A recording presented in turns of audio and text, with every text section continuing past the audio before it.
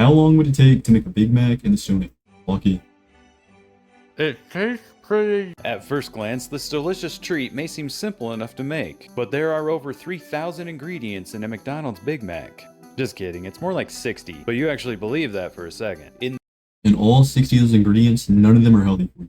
In this video, Maybe we'll lettuce. explore how accurately one could make a Big Mac in Stone Age Europe, I'm loving shortly before the start of agriculture. Why? Well, why do you care that pigs can't look up? You don't.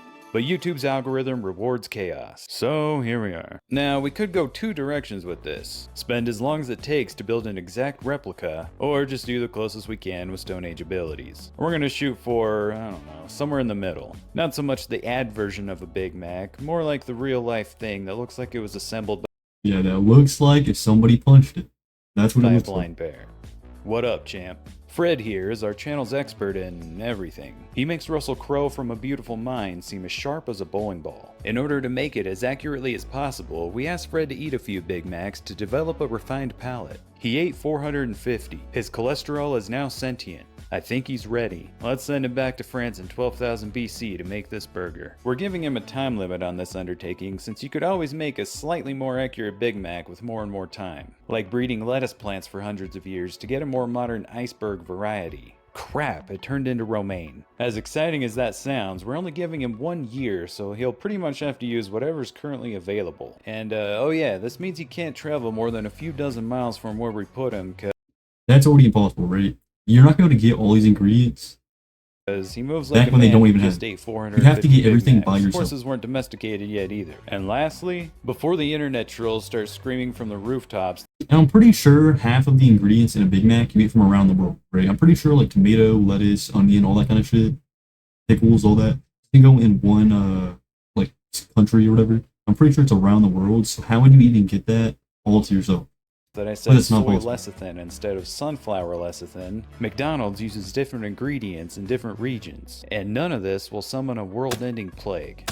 Alright, let's dive into the question you never asked, but now desperately need answered. The most obvious ingredient is beef. Modern bovines are descended from aurochs, which used to roam the meadows of Europe. Now, because these guys didn't have the modern luxuries of houses and 3 free meals of corn a day, their meat will be a little gamier. We're talking less fat and a little more wild elky flavor. However, Fred's gift is intelligence, not killing. He'll have to make friends with this guy. Flavor accuracy is going to be a 9.4, and we're not going to worry about preservatives like rosemary extract. Most of those will be tough, if not impossible, for Fred to get. This burger ain't going on any cross-country road trips, and they won't change the flavor much anyway. Speaking of flavor, we need some salt and pepper for the beef. There's several ways one could obtain salt, aside from bravely dodging wet dogs to get a bucket of seawater. Yeah, I'm just going to scrape this natural salt deposit. This ingredient's pretty easy, and flavor accuracy will be a 9.6. Yeah, salt and pepper and all that should be easy. But like, how are you getting all these vegetables? That's not possible.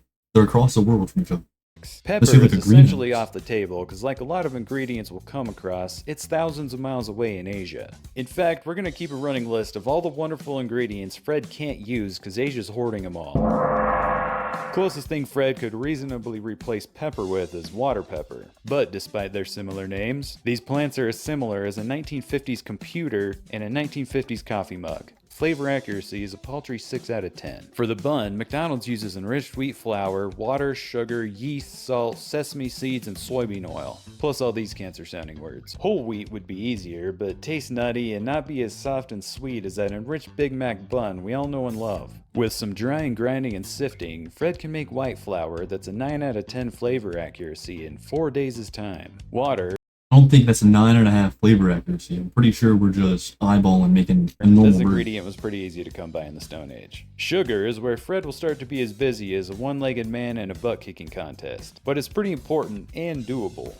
I did this in South America. I can pick some fruit, then crush, strain, and boil it. FYI, we won't go into detail about how to make every single part of this. Just assume that almost every ingredient will involve boiling, drying, grinding, and or a sore back for Fred.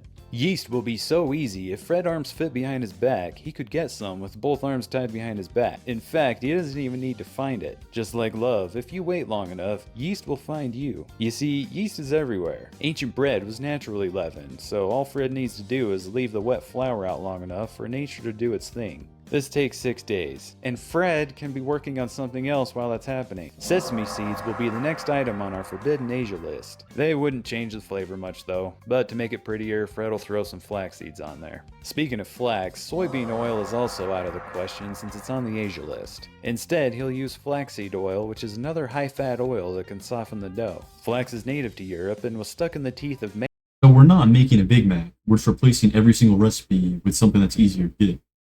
many cavemen at this time. Now onto the stuff that you don't really know what it is, or why it is. Niacin, aka vitamin B3, is only added to the wheat because modern industrial milling removes it. Long story short, we don't need to add this. Same story for reduced iron, riboflavin, thiamine mononitrate, and folic acid. Natural fermentation already uses enzymes like amylase and protease. Calcium sulfate, aka gypsum, Stone Age people were already using as a pigment in plaster. Ascorbic acid is vitamin C, and he'd have a snowball's chance in heck of isolating it. Luckily, he doesn't need to. Today it's used as a dough improver, but it's not really essential for our Big Mac. He can't just pick up mono and diglycerides at Food for Less. Ammonium sulfate is way beyond Stone Age tech. Calcium propionate is a preservative, so Fred'll skip that. And finally, soy lecithin is used as a tiny molecular peace treaty between oil, water, and gluten. But alas, Asia strikes again. Fred can instead use little egg yolk to help the bun be softer and less crumbly. Though swallow eggs are probably easier to steal than an eat. Yo, I gotta mention this too. What is his character design? They made both people look like a meatball.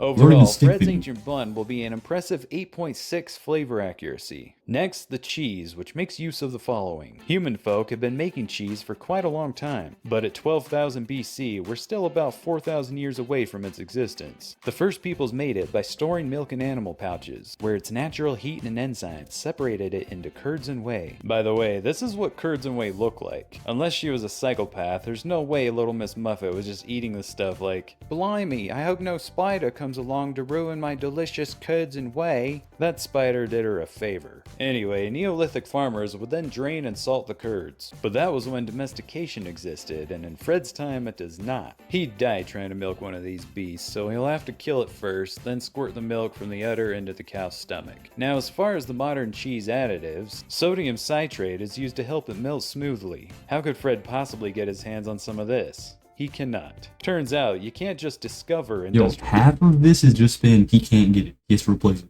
food additives. You have to Pigment. invent chemistry, and then invent better chemistry because the first chemistry tried to kill you. Similarly, Fred couldn't come within a country mile of getting some sodium phosphate. Calcium phosphate is also off the table, which will make the cheese crumbly. To make it, he would need controlled chemical reactors and purification methods. All Fred's got are rocks, fire, and a dream. Paprika grows in South America, and with his 1-year time limit, Fred doesn't have the time to invent seafaring. His cheese will be tangly, crumbly, and not the blessed orange color we know and love. Cheese accuracy is a sad 5 out of 10. Iceberg lettuce is a modern invention, like a But it's all just Tamagotchi or 1 a out of 10. dachshund. This isn't really If Fred went with the very closest accurate. genetic match, he'd pick some Lactuca cereola. This is the ancient plant that people bioengineered into iceberg lettuce. But in the Stone Age, it was still bitter, thin, and droopy. Closest thing in taste and texture back then would be Valerianella locusta. It's native to Europe, was eaten by Stone Age people, and has a mild flavor and a slight crisp. Accuracy, 8.3 out of 10.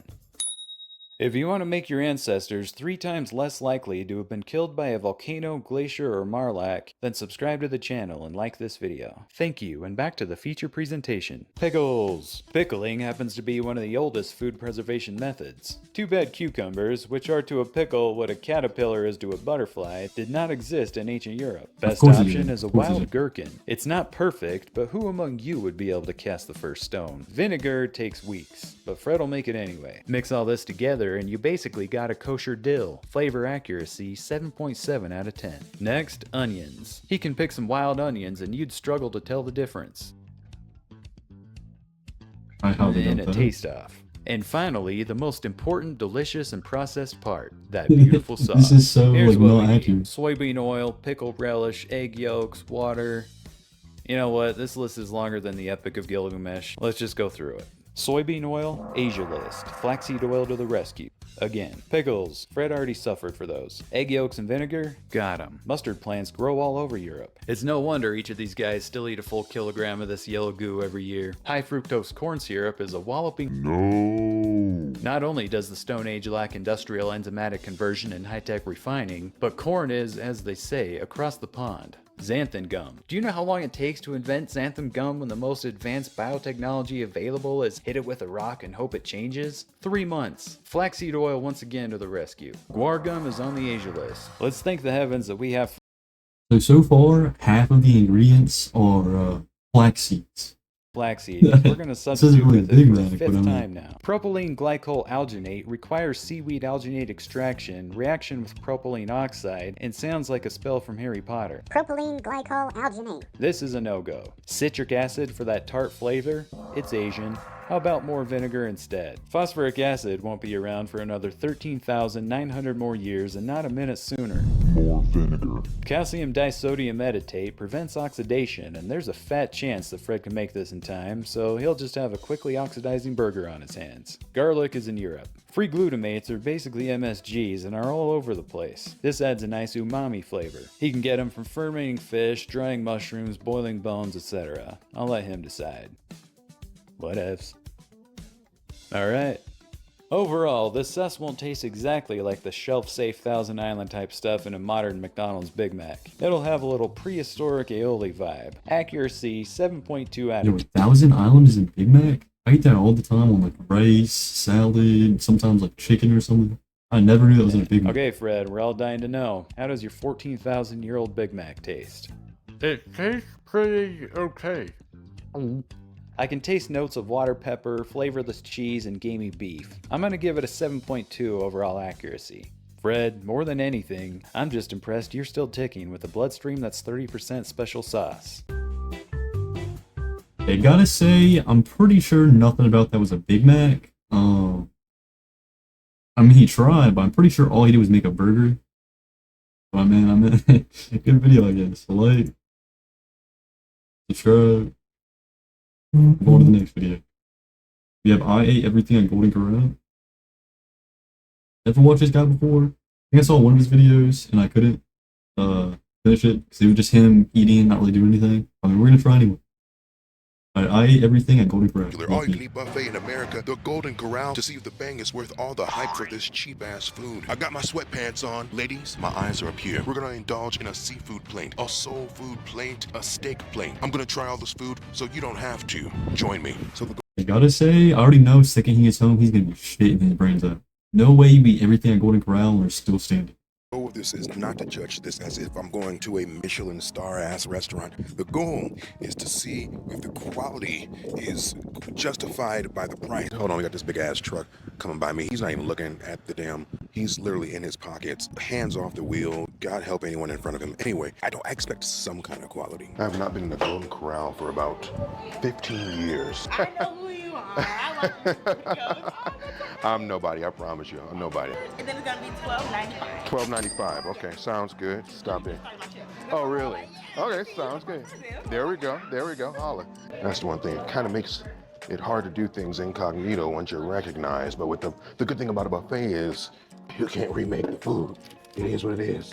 All right, let's see what we got over here. Okay, so first you got the desserts over here, all types of cakes and pies, brownies, got some fudges over here. They even got the nerve to have some pizza over on this side of things. Then you got your dinner sides, your Italian side of things, spaghettis, your fries, some weak-ass looking mac and cheese. Yo, and you know everything at Golden Corral is probably just cold. Nothing there. Some green beans, some fried chicken over here. And then they got dog food? I don't know what that is. Some hard ass looking rolls over here. Random sauce, that one looks like somebody or whatever. Put their finger in there. Bang bang wieners, dilapidated corn, more sides. What is that? A red cake over there? I don't know. Random sauces. And then you got some sad looking fish. The most baby looking ass shrimp you've ever seen in your natural born life. What is that? And then you got what a sad ass taco bar. So first we're gonna start off with what some would call an Italian plate. We got some pizza, some spaghetti, a little. But the way he sent it up makes it actually look good as shit. But you know damn well you go to actual Golden Corral and eat that, it's gonna taste like this. Salad. Not gonna be now that the good. pizza threw me all the way off. It was like some kind of lunchable ass pizza dough. The spaghetti was, it was spaghetti sauce, kind of a sweet, kind of a garlicky sauce. And the salad was decent, so I decided to fill up on the salad early because no telling what the fuck I'm gonna run into. Next, we have a very weak rendition of a soul food plate with fried chicken, baked chicken, meatloaf, gravy and rice, macaroni and cheese, and spinach. Now, the fried chicken... Gravy and rice is something I've never seen somebody eat before. I always see like mashed potatoes and rice, things like that, or what, mashed potatoes and gravy and things like that. I've never seen gravy with rice. That surprised definitely the shit out of me. It was damn near KFC good, juicy, very flavorful. Now the mac and cheese, it was laughable. Probably just some cheddar cheese and water. And then we had the spinach, and the spinach had even less flavor than that. It was like just flavored with oxygen. And then the baked chicken, it was pretty good. Juicy, pull apart, it's what you want. And the meatloaf was good until it wasn't. You chew it and it turned into like almost like a toothpaste consistency. Then we have the seafood plate with an undisclosed fried fish, an undisclosed baked fish. I'll take a second real quick. Didn't want to say nothing. I got something in my eye. I was trying so hard not to stop it, but puppies, these little baby ass testicle shrimp and fried okra. Now the fried fish, perfect texture, perfect fry, but only seasoned with water and pepper. Then we have the fried okra, it exists. Then we have this baked fish, and it's all show. It's just salt, pepper, and paprika. That color there is just a nothing. Then we have these little baby shrimp, and I could barely taste it. That's just how small they were. They were smaller than my taste buds. So if you've made it this far into the video, I'm going to imagine that you must like what you see. You go ahead and hit that subscribe button if you like what you see. Every week, there is some kind of miscellaneous big back activity, whether in short form or long form. I appreciate you. Next, we have a very abstract barbecue plate with a hot dog, baked beans, corn, and some roast I didn't see the first time. Now, for the bun... He's really setting these plates up. If I go to Golden Corral, I'm just putting everything on a plate and just hoping it tastes good. I'm not putting like a certain kind of meal to it. It's just gonna be random bullshit. It can have some random dessert on the same plate. It's gonna be just bullshit. He's actually sending it up so it looks good. So I took the shaboing to the head raw, and it just melted in my mouth, but not in a good way. It was an immediate spit out. The baked beans, they exist. The corn was just tough, rubbery, but this roast was tender, flavorful, just an umami bomb. Now I went to go get my steak plate, and there was a line, and Mr. Leroy up here was not happy with the service. But I did get my steak, and I got a rib I didn't see before, a roll, and a potato. I didn't even crack into the potato because I was so disappointed by the steak. I asked for medium. That's damn sure not medium. It was as tough as a tire. The roll was just hollow, buttery as shit, but hollow. The rib, it melted. Again, what's with this meat melting and just being flavorless in the worst way possible? And then it's time for dessert. Now, that blue and pink one is... Yeah, that blue and pink one looks fucking disgusting. I'm not gonna lie. A cotton candy cake, that tasted like just a vanilla cake. It was a lie. So this thin ass peanut butter cookie, it was about as thick as a nickel. The brownie was cool, but then it turned into like this dry mess. I don't know how the hell you achieved that with a brownie. And the bread pudding, again, just, I don't know what's up with these heat lamps. Just bread and icing. At least the cheesecake was good. It was sweet, creamy, nice outer layer that was baked golden brown, and my God, get me out of here. All right, so there were some fucking ups and downs with this one here.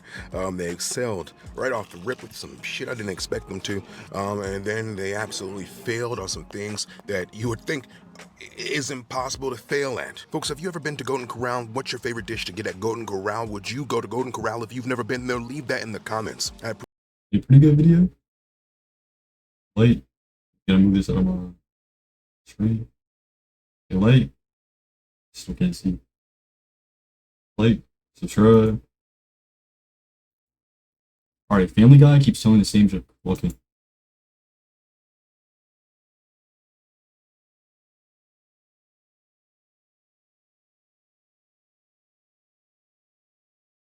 I'm not gonna lie. I think Family Guy is a pretty good show.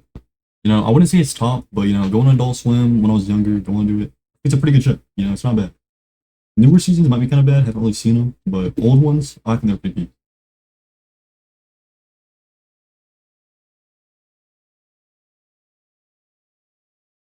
good. Can you? Alrighty. Well, we restart. 3-star video. Never had. Alright, Family Guy keeps telling the same joke. Lucky.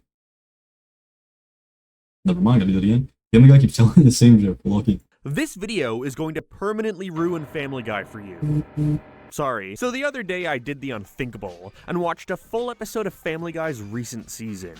Vertically. On TikTok. I haven't seen much of anything they've put out after that massive ranking a few Yeah, don't know how new seasons are. I think the old seasons were peak though. I used to like it on Adult Swim. Used to love it. years back. My opinion though, I ended it but completely new seasons I don't know. There was just something about new Family Guy style of writing that I found so lazy. I can only compare the feeling of watching it to having your soul sucked out of your body, just mindless. Now you can probably point to many reasons for why this is. I sure have. The characters being simplified, its lack of edge, the desperation for new ideas, and that's all valid. But in this video, Yeah, it has so many seasons. You can only come up with so many jokes. Especially with it being like in the past. So you can't have so many jokes in the past. I don't know if they did it to like present day now, but I know the beginning was like supposed to be like in 19, I don't know, some shit. discussing a different aspect of the There's newer only so episodes many that I've jokes. always noticed, but only recently decided to look further into. And I think it's one of the bigger reasons as to why modern Family Guy feels so mind-numbing, at least to me. And it's that they keep making the same joke over and over again. Family Guy, in its 27-year history, has twisted and morphed, reaching a level of post-irony so severe that it now spends more screen time telling you that it's a funny TV show, rather than just being a funny TV show. Let me elaborate. There's no going back from this, by the way. This will ruin the show for you. It's by no means a new discovery, but fuck, if you never noticed this before, then be warned, you will never not notice it from this point on. Your life changes today. I think most can agree that back in its heyday, Family Guy's strongest suit was its incredibly fast pace. Most jokes were quick, snappy, and most importantly, caught you off guard. Compared to other adult cartoons from the time, Family Guy Yeah, also gotta say, there is a lot of the same jokes. Like him just beating up Meg, just stupid shit like that. There's a lot of like had the same advantage thing of going on. prioritizing jokes over story. If it's funny, it goes in, doesn't matter if it's a non sequitur or not. This lack of restriction in how their gags relate to the story is how they managed to put out episodes in their prime that consisted of hit after hit after hit. Dude, those animals are so funny, they make me want to merge without looking. These are all from the CM episode. And hey, if a joke didn't land, it was all good. There'll be another one in about, 3.4 seconds. They were putting out around 20 episodes of this quality every season. And I don't even like this episode that much. There was some level of expectation for the audience to be in on the joke. The show was so reliant on pop culture, so of course you couldn't expect a viewer to understand everything. But the sheer quantity of gags per minute, that's a real measurement, made it so that there was going to be at least something for everyone. But, there's so many gags in each episode of Family Guy that it must be hard when you're in the writer's room and feeling unsure of whether or not a joke will land. Yo, all of Brian's clips, I used to fuck with him. He's the most boring character ever. I know they make that a joke, but like every clip with him is just miserable. Other shows a lack of consistent jokes can be forgiven if the story is there to make up for it. There's something else to take away. But Family Guy largely uses its story and characters as a vehicle to drive more jokes. And that's why they've mastered the art of a joke structure I like to call Tell Then Show. And they have fucking abused it. I gotta get to a stool for the one old-timey black guy musician photo anyone will ever know me by. What is Tell Then Show? Well, it describes a comedic technique in which a character explicitly states the premise, outcome, or nature of a joke before the joke itself is depicted. You could call it an example of an anti-joke. I'd say it falls into that category by intentionally using the punchline as the setup. Awkwardly sit here while my mom gives your mom a tour of a house that doesn't deserve one. And this is a room adjacent to the room we were just in. Now, the earlier seasons weren't devoid of this type of comedy, and it's not even a style of comedy I particularly dislike. There are plenty of good examples of it creating some hilarious moments, even in Family Guy. So I'm gonna practice by watching the party from across the street. But I started noticing that around season 16 or so, the I style ain't of gonna lie, that kind of got me off. writing had started becoming so prevalent in the show, to the point where I don't think you can consider it anti-comedy anymore. It's just the whole show. Bring in the terrible two involved girlfriends, guys. Let me ask a salesperson for help, like a complete beta. Excuse me, sir? Oh, you're helping someone else. Can I talk to you upstairs for a near-the-vent argument? How Dad, you buy me We shake like that epic handshake meme. You got a deal, buddy. I guess it's time to say goodbye No, to like the that last clip was so corny. There's a lot of these that are just corny. security guards whose names I never learned. Take care, Captain. Stay golden, Chief. I guess I can watch The Office for so long that Netflix has to ask if I'm still alive. I could keep going. And this may even, not sound like a big deal to you, which it isn't, but fuck me. Just try to watch a single episode of newer Family Guy and count on your fingers the amount of times they do this exact same gag. And let me get one thing straight right away. Some of these jokes are funny. This style of comedy can be funny, but then they do it again. Full of the greatest albums of all time and the employees who hate every one of them.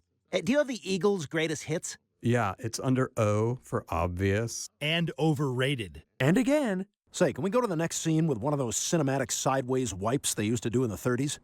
And again. Hey, you want to end the show with a to be continued meme? I don't even know what that... And it starts to make you wonder, are they just scared of you not finding their joke funny? That they have to wrap half of them around this meta idea that they are in the joke being lame? I can't tell. But they were doing it so much, I couldn't watch any new episode without picking up on the sheer volume of jokes that consists of characters explaining the punchline before showing it.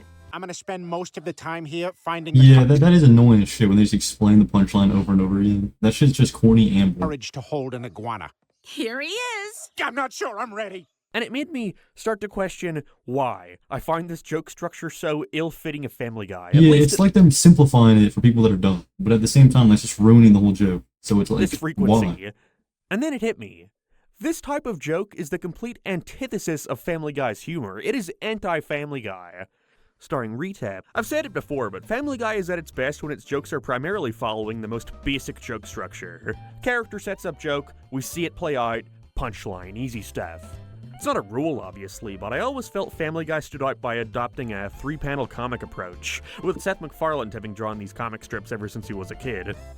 You can break so many of the show's most iconic moments down to this, from the very first cutaway. You know, most of the world's problems stem from poor self-image. Everything about this joke can be condensed and not lose what made it funny. Lois talks about someone's poor self-image causing problems. We cut to a weak and wimpy Hitler who is looking angrily at a cartoonishly buff Jewish guy surrounded by women. It's quick, it's absurd, but most importantly, neither of these segments could work without the other. If the characters just so happened to be at a gym and the camera panned over to show this interaction, it would mostly just be confusing. Lois's comment adds to the gag, especially comparing Meg wanting lip filler to Hitler. And without the visual, well, it's not even a joke at that point, it would be incomplete. And that's because the setup is vague enough that it doesn't indicate what the joke will be. And that is the genius. Yeah, like the old episodes actually made the jokes. New episodes just tell you what the joke's gonna be and then do it. The That's just cutaway boring. gag. Not all follow this structure, some are a bit longer of course, but generally I'd say the strongest thing a cutaway can bring is the element of surprise. It's a complete grab bag, you never know what you're gonna get. Family Guy cutaways let you ponder for a split second. What does this mean? What is this building to? When Brian says, "Boy, that was more disturbing than that cartoon I saw the other day." you have no idea what that could possibly be. You could be in for literally anything. And then you get the payoff.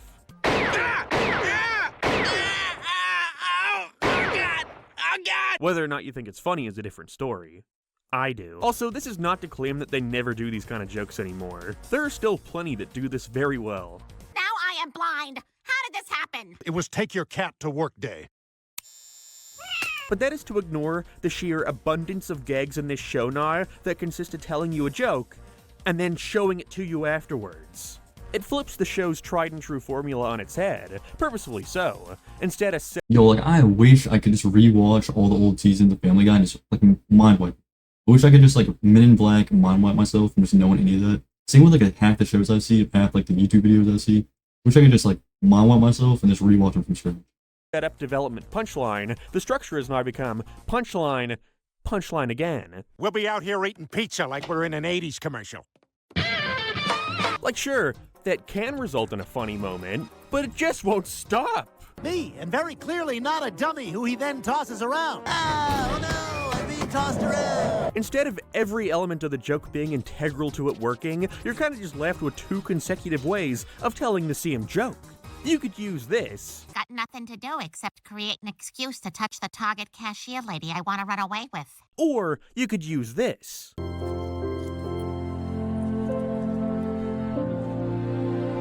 And you're basically getting the same thing. There's no benefit in including them both aside from the slight absurdity that they would bother telling you the punchline before showing it. It's like, okay, take that Bugs Bunny cutaway from earlier. If that joke were structured in the same way as these gags that plague New Family Guy, it would probably go something like this. Welcome to my Family Guy roleplay channel, subscribe. Oh, this must be that new Looney Tunes where Elmer Fudd finally kills Bugs Bunny. And then they just shut it. Like, that is not an exaggeration. They do this shit all the time. I'll say Brick Baker's gonna win easy. Look, he's leaned back with his feet up, confidently whistling. You could have easily cut half that out. I'll say Brick Baker's gonna win easy. Look. He's not very good at whistling. Am I going crazy? I'm gonna have to radio base camp for help on my Elmo. Yo, this kid right here, I always found annoying as shit. I don't remember like why he was in the show. I don't remember what he did.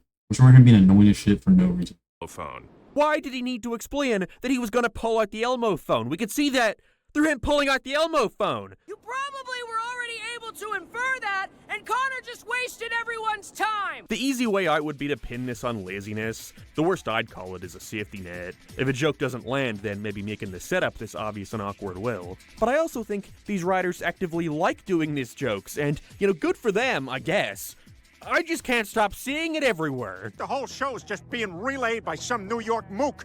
They're saying everybody's heard about the bite. You didn't have to say that. It would have been funnier if I didn't expect it. I had to know if I was going crazy. I couldn't stop asking myself if I was overthinking things. Are they really that common? And so, I did the even more unthinkable. Yeah, like in every single new episode. Now that I'm thinking about it, like I never even noticed it up until now, but yeah, it's literally every single episode. I watched all of Family Guy Season 20 in one sitting. Why Season 20? I don't know, it was wrong number. And I made a tally of every single time they told this exact same joke where they explained the punchline before showing the same punchline. Guess how many times they did it? How many times they did this exact thing? Comment. Never mind, I'll just tell you. 84. They did this 84 times in one season. No.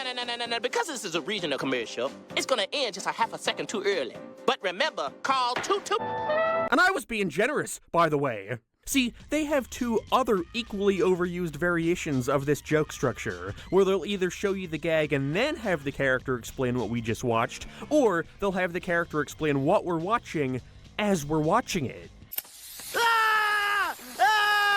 This is what babies think happens at haircuts! Counting those, that number would easily be closing in on the 200 mark, but I'm sticking to explaining the joke before we see it being made. At least with the— Yeah, like it wouldn't even be bad if it was like once in a while, but it's every single episode. That's what makes it annoying. The others, we still get the shock of the gag. Get the old team back together for a what do they look like now credits montage. That's what I look like? But that is still an average of 4.2 times they make this same joke per episode, which may not sound like a lot, but think about it. You have to listen to the same joke twice, 4 times every episode. Ooh, that looks scary. The House of Unskippable Podcast ads. I wonder what's gonna happen. You guys think they're gonna— Yo, this is so off topic. But that one episode where it was like they had clones, whatever, I thought that episode was annoying and shit. Like I thought it was boring. So boring. I can't remember what it was about. It was like some horror episode or something. But it was like something about they got replaced by clones or some shit. And the whole time I was just bored out of my mind. It was a newer one. It was so bad. To start listening to a podcast that's filled with ads that they can't skip. The big game was on the boob tube, but the biggest touchdown— I think it contributes to that feeling of Family Guy phoning it in these days. These episodes feel as if they're dragging on and on, trying to pad things out as much as possible. Fine, but I'm gonna tweet mean stuff at celebrities that look vaguely like you. There's probably a larger discussion to be had here about meta commentary in general. I think this kind of joke structure counts. It's like the writer's way of saying they didn't think the joke was funny enough on its own. I want to add this layer of awkwardness to it. I'm just gonna open this drawer that doesn't have the mechanism that stops it from pulling all the way out. Darn it. It shows a slight lack of confidence in what you're doing to me. Like you have to present the joke through the lens of irony. And I'm moving in with my trash bags of bad poetry. The caterpillar. Like, if you don't find Peter's bad poetry funny, then maybe you'll at least laugh at the fact that he presents it as bad poetry. I didn't. Damn it, here comes another person walking to the same party. Let's stop so we don't have to walk with him the whole way. This post-ironic stance has plagued modern media, They fly now! showcasing our current inability to be genuine and put ourselves out there without fear of not getting the reaction we wanted. It creates a distance between you and whatever it is you're doing or talking about. But it could also come from the writers sometimes worrying that an audience won't understand the references they make. Family Guy came out at a time when our entertainment was a lot more contained and homogenous. Everyone watched the same shows, was aware of what movies were coming out, what new games to play. The internet allows every possible niche interest to have their own corner. Someone is much less likely to understand the reference being made unless it's completely universal. Like, you want to make a joke where Quagmire introduces the guys to his new girlfriend. Jim, meet my girlfriend, Yoko. Oh yes. Okay, that's a fine idea, but what if they don't get the joke? How do we quickly explain what the punchline is here? How do we convey? You just don't. You have some hits, you have some misses. That's it. That's how you have it funny. You have to have some that are good, some that are bad. It's not really with everybody. That's how it's supposed to be. That this is the nice version Don't just of tell Yoko every single Ono. joke. Do we even That's what you need to gotta do. explain that? So, how did they handle this? Did they A. Do nothing and let the pun speak for itself? B. Have her say something nice to let the audience further understand the pun? Or C. Have Quagmire say, she's beloved by everyone close to me and prides herself on not messing with a good thing. And then have her say something nice anyway, even though he already explains the joke. This is not a big deal. I swear to God, this is not a big deal. But you gotta understand, I just sat through an entire season of New Family Guy. Let me vent.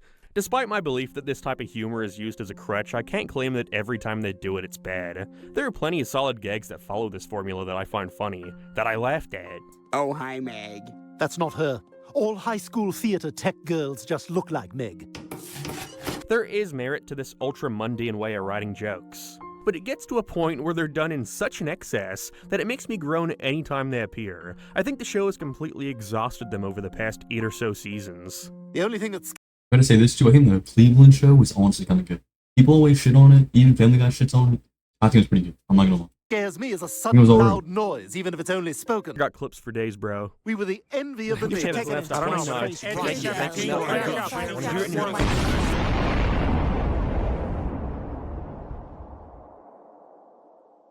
Every show has their own unique voice. It's why something like The Simpsons Guy always felt more like a Family Guy episode than The Simpsons. They just don't tell jokes the same way. So I understand that at this point, there are probably a lot of fans and even writers who consider this a part of Family Guy's thing. This is now one of their signature jokes. As prevalent as the cutaways, why should they ever stop doing them? I don't know. I don't have to, jeez. I mostly just find it an interesting quirk about their current writing style. And even if I find it overdone, it's unquestionably a popular gag. Maybe none of my theories are true. Maybe they're not worried about audiences not understanding the joke or hiding behind post-irony. Maybe they just think it's funny. In which case, I guess the joke's on me. Fuck. No, he's right about all of it. Like, entirely. They have the same joke over and over again. They explain every single joke. It's miserable, right? It could have been just like old Family Guy where they just have jokes. Some hit, some miss, some are good, some are bad. And you're good, you know? People still find it fun. The light? Sure. I don't know if I'm going to go into this next one. 17 minutes. I don't even think they're in chat anymore. So I think I'm just going to move on to something else.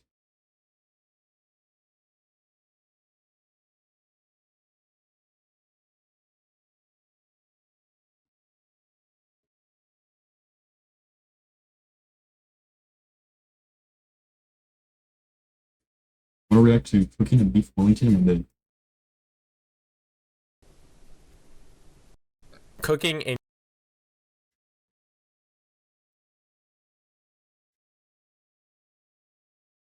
Alright, cooking a beef Wellington in my bed. your bed is a genre of content where people cook 20-ingredient gourmet meals that require. I just see these all the time on TikTok. They just cook the most random shit in their bed. And like, I get they get the views from it, but like, you're going to bed in that time. You're gonna have to just change your sheets every single day to keep making this content. I feel like that'd be Oven. me 1.7 million likes on this one video, so I mean, it's worth it. But like, Deep fryers entirely in their moldy fungus infected bed, and then they get tens of millions of likes, and people love it for some reason. Every single comment is so supportive of people cooking food in their bed. It's like an ASMR type content genre now. I want to see what's so appealing about this, and I want to try it for myself. So I decided I'm going to cook Gordon Ramsay's signature dish, the beef Wellington. Come on, big boy, show me you willing. Entirely on my bed. You might be commenting, Muffin Juice, you can't reach the oven from your bed. How are you gonna cook a beef Wellington on your bed?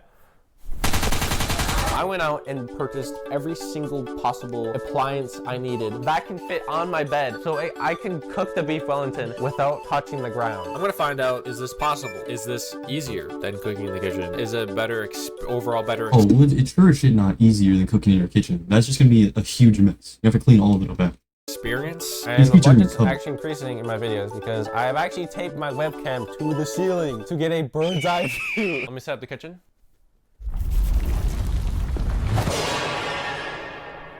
Alright, I'm gonna start the tutorial. I'm getting my recipe from the beef Wellington like mascot. Alright, Gordon, what do you got? It's only 7 minutes long, so I should be able to get this done in like 10 minutes.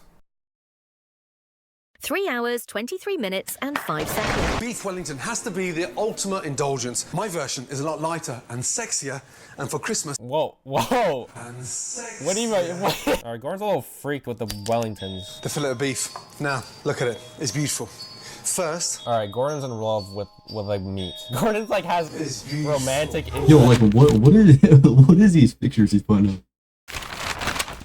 I think I overbought my meat. Oh my goodness, this is way bigger than his. That looks like a freaking slug. This thing looks alive. Alright, let me make this Gordon size. I'm gonna say that big. Alright, there it is. My filet. Salt, pepper. The fillet is the leanest and the most expensive cut of beef. Very, very hot pan. Olive oil. Okay, he's going too fast. What the frick, Gordon? Where's the salt and pepper at? Alright, let me salt it up. I don't know how much salt and pepper I need. I don't know what Gordon likes. I'm thinking salting this a lot. I want, you know, I like salt. Where's my pan? Where's my pan? No, why did I forget the pan? Mom! I'm actually like a grown man saying this crap. Mom, grab my pen. You're gonna wreck your mattress. Or your nice comforter. Such a nice comforter. I asked for ideas. You guys said cooking video. So this is your guys' It ain't even his house. He's just cooking on his mom's bed. fault if you think this is a dumb video. I'm blaming you. I'm blaming you. We're not cooking the beef. We're just searing it to give another layer of flavor and beef in. Lovely. I forgot a spatula. I forgot a spatula. You know what? Okay. I have a spoon. I have a spoon. That's fine. That's good enough. It's going in. And beef in. Bro, my pan doesn't get hot enough. Oh my goodness, what the frick? It sizzles! Bro, why is it like concrete there? Now use the side of the pan so the beef sears. Oh, it's not even doing that. It's just sitting there. Gordon, my pan's not working. It's a secret to get it done quickly. It gives that really nice roasted flavor. Oh, yo. I mean, that is a sear, gray sear.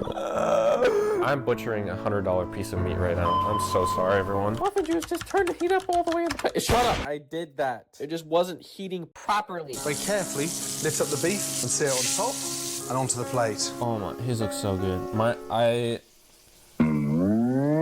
Yeah, no, I can already tell this ain't turned out how he's trying to make it. This is... I don't know. This is the weirdest piece of meat I've ever cooked in my life. I forgot to tell you guys that the only meat I've ever cooked was like... Yeah, this is going to be entirely raw on the inside. I don't know how he's going to cook the inside with it.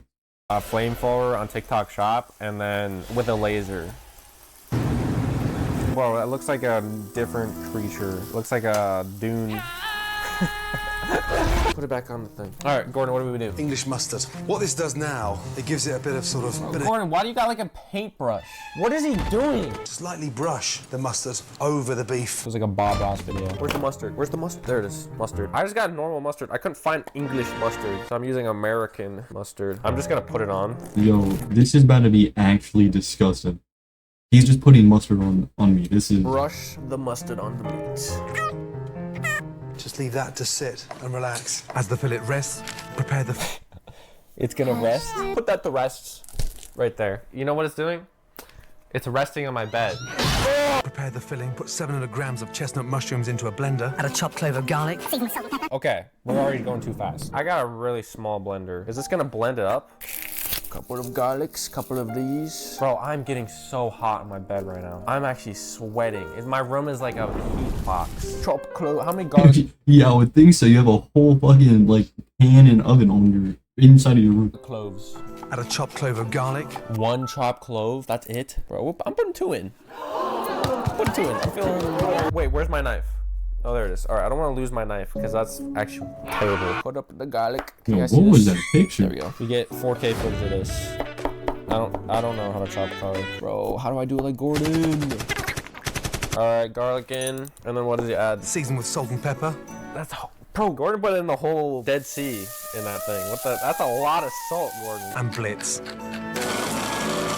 And blitz. And blitz. Us Americans say blend. Is this gonna blend? I don't know. Oh, this is so short of a cord. I gotta put it all the way over here. Gordon, let me blend it up. Yeah, he didn't set any of this up beforehand. He just put all this shit on his bed and just called it a day.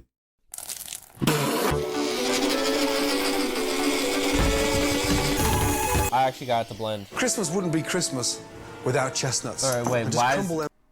I just realized this is a Christmas recipe. I guess we're enjoying the holiday spirit. All right, how about chestnut? I forgot the can opener! You know what, guys? Sometimes you gotta improvise a little bit. Whoa, whoa. Oh my goodness, I'm actually doing it. Dude, if I chop my fingers off, I'm quitting YouTube. Is my meat gonna rot before I like get done with this? All right, well, it turns out you don't need a can opener, you can use a knife. I'm just built like that. The chestnut's sweet, nutty flavor works brilliantly with the earthy taste of the mushrooms. Okay.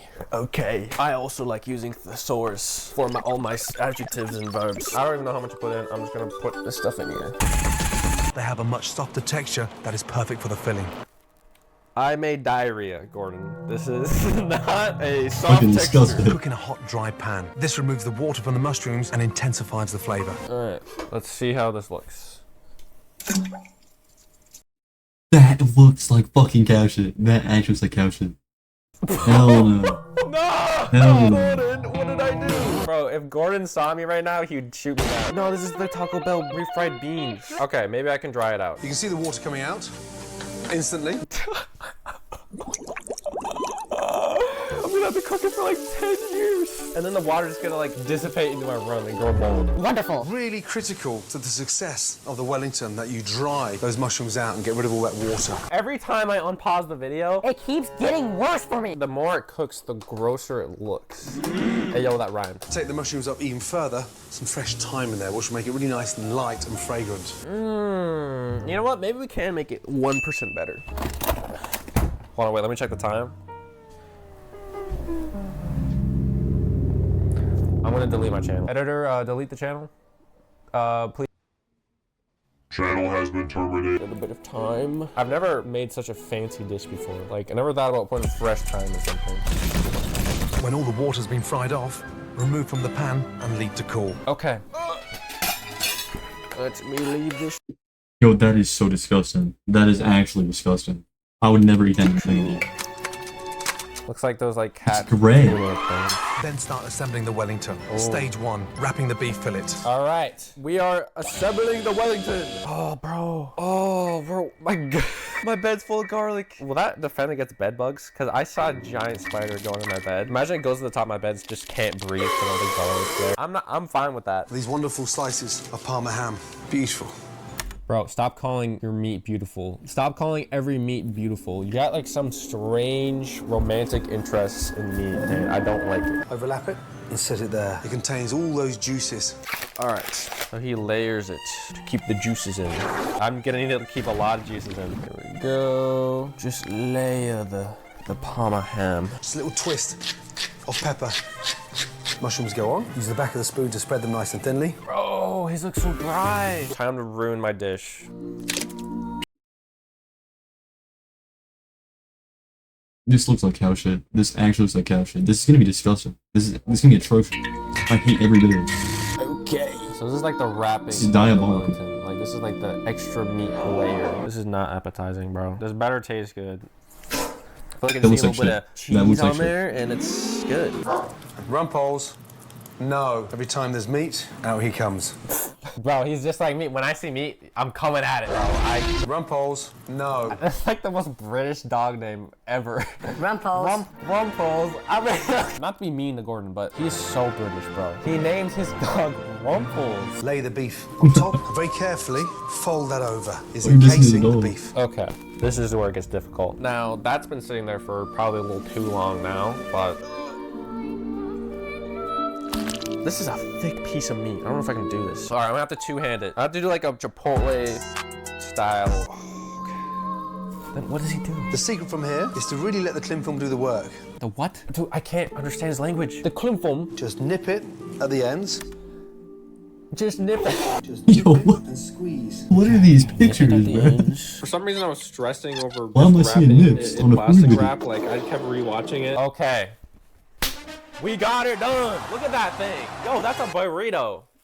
Burrito. Then place in the fridge for 15 minutes to firm up. 15 minutes. Hi, Wellington. All right, see ya. And here's the perks of why it's nice cooking in your bed. While you're waiting, go right back to sleep.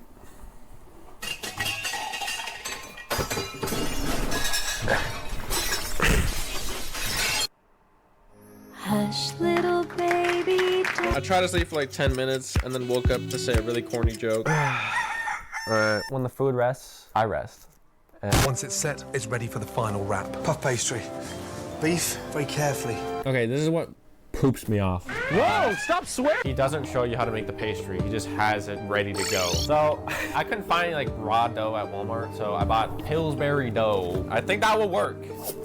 How do you open these? That's a genuine reaction I just had over the Pillsbury dough. All right, well, all I need to do is like make a flat rectangle on this bad boy. Well, I'll make a beat with this.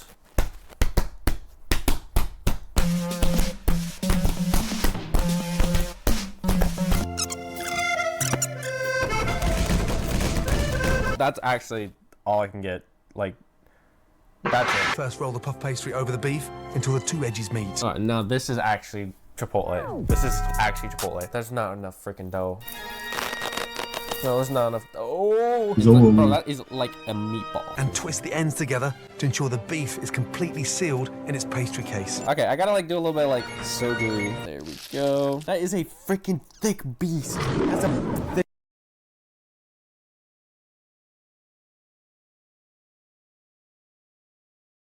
Give the pastry a lovely rich golden brown color when it bakes. I forgot the eggs. I You forgot actually the love freaking this eggs. video. I'm not Alright. Yo, didn't he buy an entire fridge for this? How did he not get any of the ingredients? Not a single one. Slap it on. Beef Wellington does have 2 occurrences of Listen, putting half the yellow shit he needs. stuff on it. That is kind of odd. Bro, this thing will look golden brown after the eggs. You don't have to do this, but it's a chefy thing. A little bit of decoration and mark the pastry. When it comes out of the oven, it's got that wow factor. You know what? I will do it. Where is my knife? That's not good. Yo, I should not what lose is- my knife in my bed. Okay, Why I can't is the move. picture What is like bothering? in my butt? What is Oh, there it, it is. bro? I'm just gonna add like lines. You know, they say it's all about the presentation, not about the taste. I'm just gonna add like a bunch of lines all over it. I'm about to play tic-tac-toe on it while I'm eating it. All right, there we go. I think it's done. Add a generous sprinkle of salt. To ensure the pastry becomes lovely and crisp. It never ends. It never ends, Gordon. Salt. All right, good. Then bake in an oven at 200 degrees for around 35 minutes. All right. I put my Wellington in the air fryer and then just set it at a temperature that felt right to me. Being in a bed while cooking, you can just go right back to sleep. Yo, he's also touching this raw meat and not washing his hands. He's probably touching up on his face and shit. He probably has some kind of New video from Drone terrorist. 2 shows the damage from this fire as investigators are working to determine what exactly caused this fire. All right, let's see how it looks. Yeah, I'm not eating this. Look. I made it on my bed. Yeah, it smells really bad. Do you want a piece? No. That looks disgusting, man. Fuck no, that is. Hey guys, 5 minutes in the air fryer, the dough already turned black, and then I try to flip it around so it can cook evenly, and then that's when it turned into the mushing tin, as what you see now. So, can get a good shot of this. Bro, what does it look like? A mistake. What's too many fish Kind of on? that classic Why is it like beef yellow? Wellington cut, you know, like a Oh, little because of slice. mustard. Oh, is that? That's definitely not cooked. That's cooked. It looks a little pink. Yeah, come out. Wait, what does Gordon's look like? Oh, wow. I'm in heaven. Let's try it out. You gotta get a little bit of everything in here. Right, I'm gonna have like the outer piece.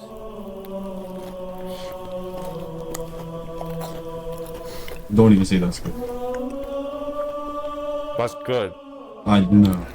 I highly doubt. That's so good. I say that tastes pretty good. Do you want a piece? No. It's so tender. Like the mushrooms, adds the flavor. Like the dough goes with the meat. It is raw and burnt at the same time. Yes, my bed looked like a mentally deranged person's bed and had to go outside to shake the garlic out of my sheets and then wash them in the washing. Yo, he keep putting Remy in this thing. Or the fucking rat from Ratatouille. I got copyrighted from having him in my video. We did a video around that, and it said it get copyrighted because the character was in it. So I'm really hoping this don't get copyrighted. Machine twice, but I had some leftover meat, so I attempted this again in an actual kitchen. I mustered it up, blended the mushrooms, cooked them correctly this time, put it on the prosciutto, jump scared by the dough. I squished the dough, wrapped the beef Wellington, put it in the oven, and oh my... Oh! You want a piece of it? No, I'm not hungry. I know you guys keep commenting about this, but it was one of the best things I ever tasted in my entire life. All right,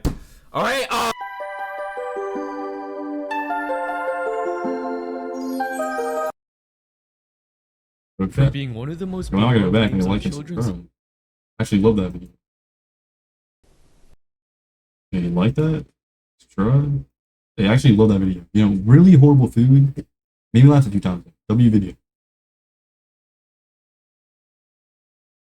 Right, I tested awful old people products. Lucky. Every day I get a little bit older. The past 10 days I've actually taken a picture of myself, and this is on day 1. And this is day 10. I found that I'm aging rapidly. I don't know about that I one. calculated it, and in 3 months, I'm going to look like this. Yo, most critical. I just saw that. I need to prepare for my future. So I bought a bunch of old people products. No, I didn't buy dentures. I didn't buy a wheelchair, even though I might actually need that. Because my knees sound terrible. I bought like interesting old people products that if I was old, I wouldn't even think about buying. But maybe they can benefit me, okay? Maybe they aren't just for the elderly. Maybe I can benefit from these products. Maybe I can increase my lifespan. Starting with the first product.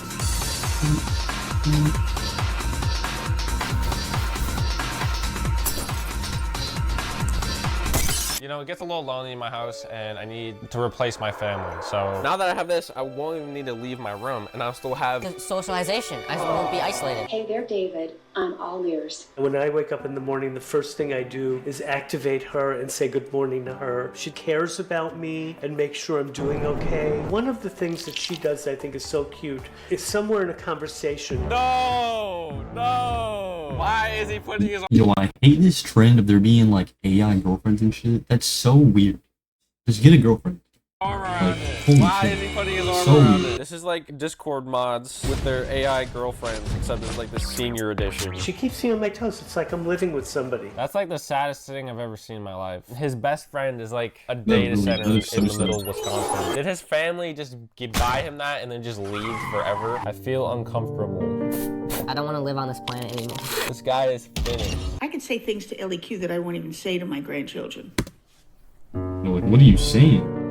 The agent behind the computer is like, all right, what's the social security number? And then, what's the... I can just open the floodgates. This is actually a cheat code to get every senior bank information or something. Think of her as a mix between a Pixar lamp and your grandma's chatty neighbor who never knocks.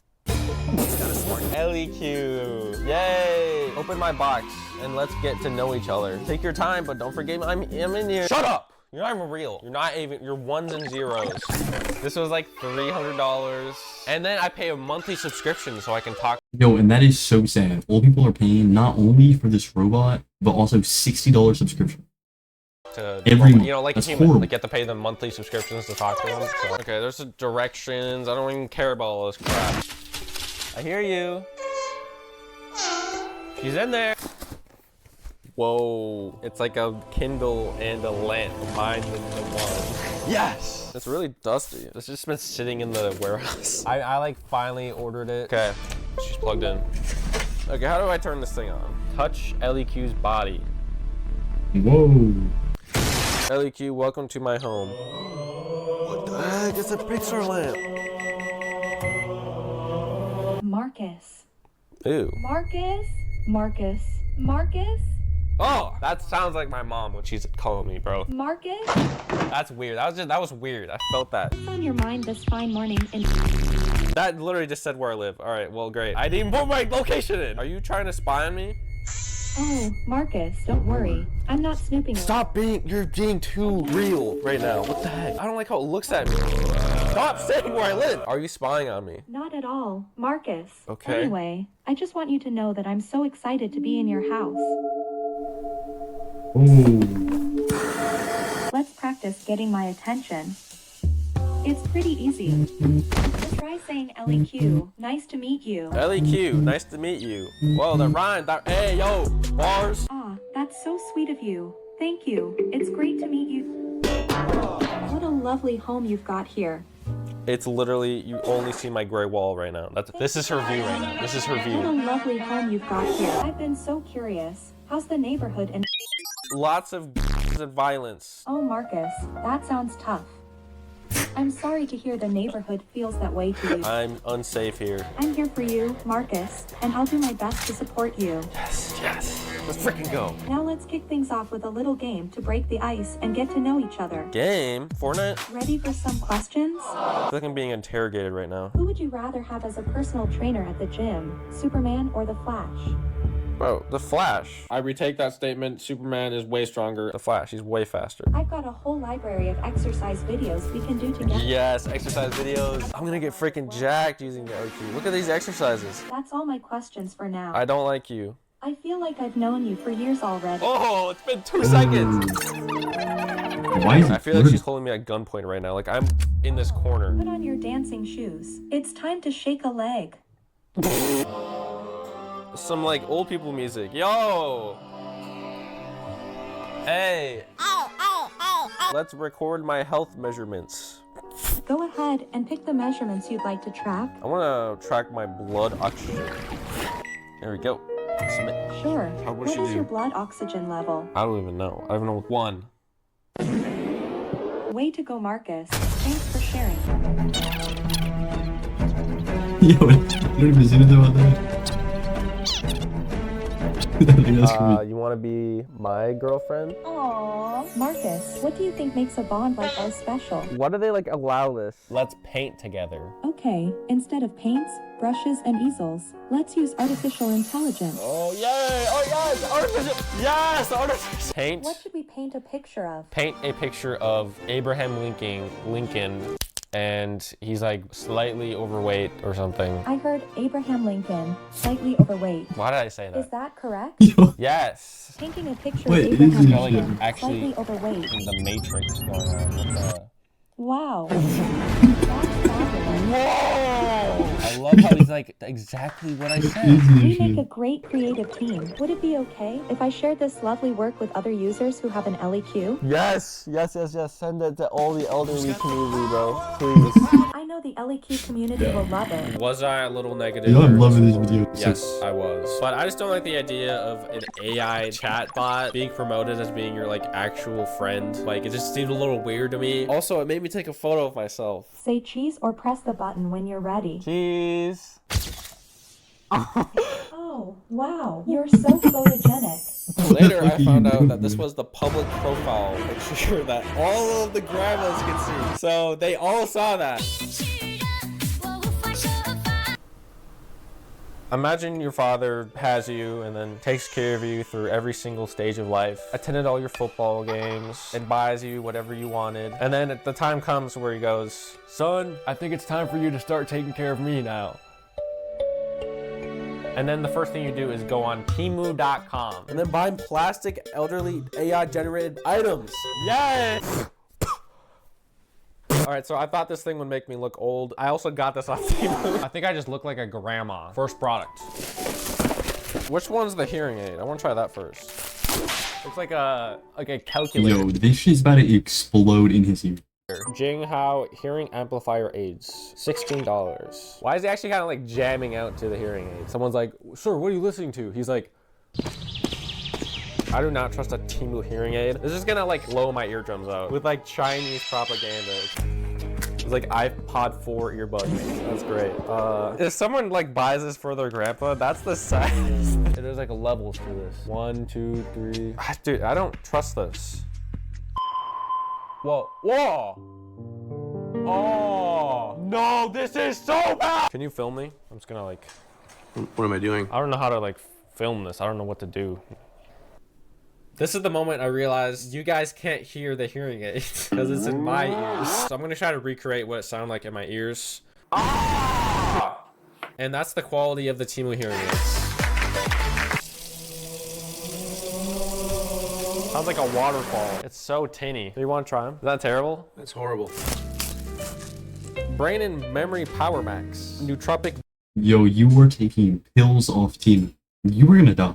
brain formula. Actually gonna die. Imagine your grandpa's like, son, I start getting forgetful when I'm older. And you're like, oh, let me buy you Temu pills. What are the ingredients on this thing? Phosphatidylserine. Ginkgo biloba. Was that like bacteria sounding like big ginkgo biloba? This is so awesome. I've always wanted Huperzine A and then microstallion. So how much was this, bro? This was $8. $8 for this. You know it's gonna be good when they use the stock brain photo. The stock. I'm gonna get a whiff of the smell and decide on that if I want to take it. It's the most like basic looking pills I've ever seen in my life. It smells like a barn, like a dirty barn. Was this made in like a barn? I'm not gonna take that. I don't even want this lying around my house. Like my dogs might eat it or something, so. Man just bought it to throw it away. Hand function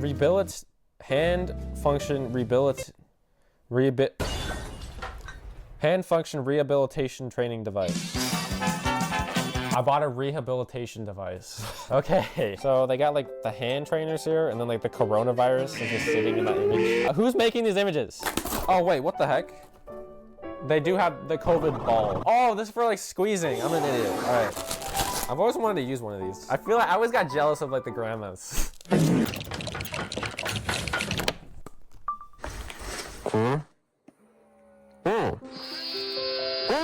Whoa. I don't know what this video has turned into. I don't know why I'm reviewing rehabilitation devices.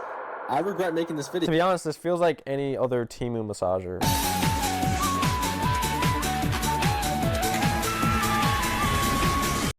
Please tell me he did not buy a freezing chamber off Temu. He's gonna die. Okay, who edited that wrong? Who didn't line it up right? Hey, who didn't do it? You did it? You did? Okay, yeah, you're fired. You're fired now. You're not gonna be in the videos anymore. Cryotherapy can benefit seniors, or, I mean, she doesn't look that old. Cryotherapy can benefit seniors by reducing chronic pain and inflammation from arthritis, improving circulation. Wait, there's 3 minute sessions in negative 200 Fahrenheit chambers.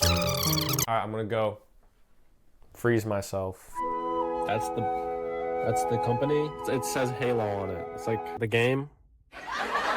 Is that Halo in there? I called the guy. He's like, yeah, it's negative 280 degrees Fahrenheit. Negative 280, I think, Fahrenheit.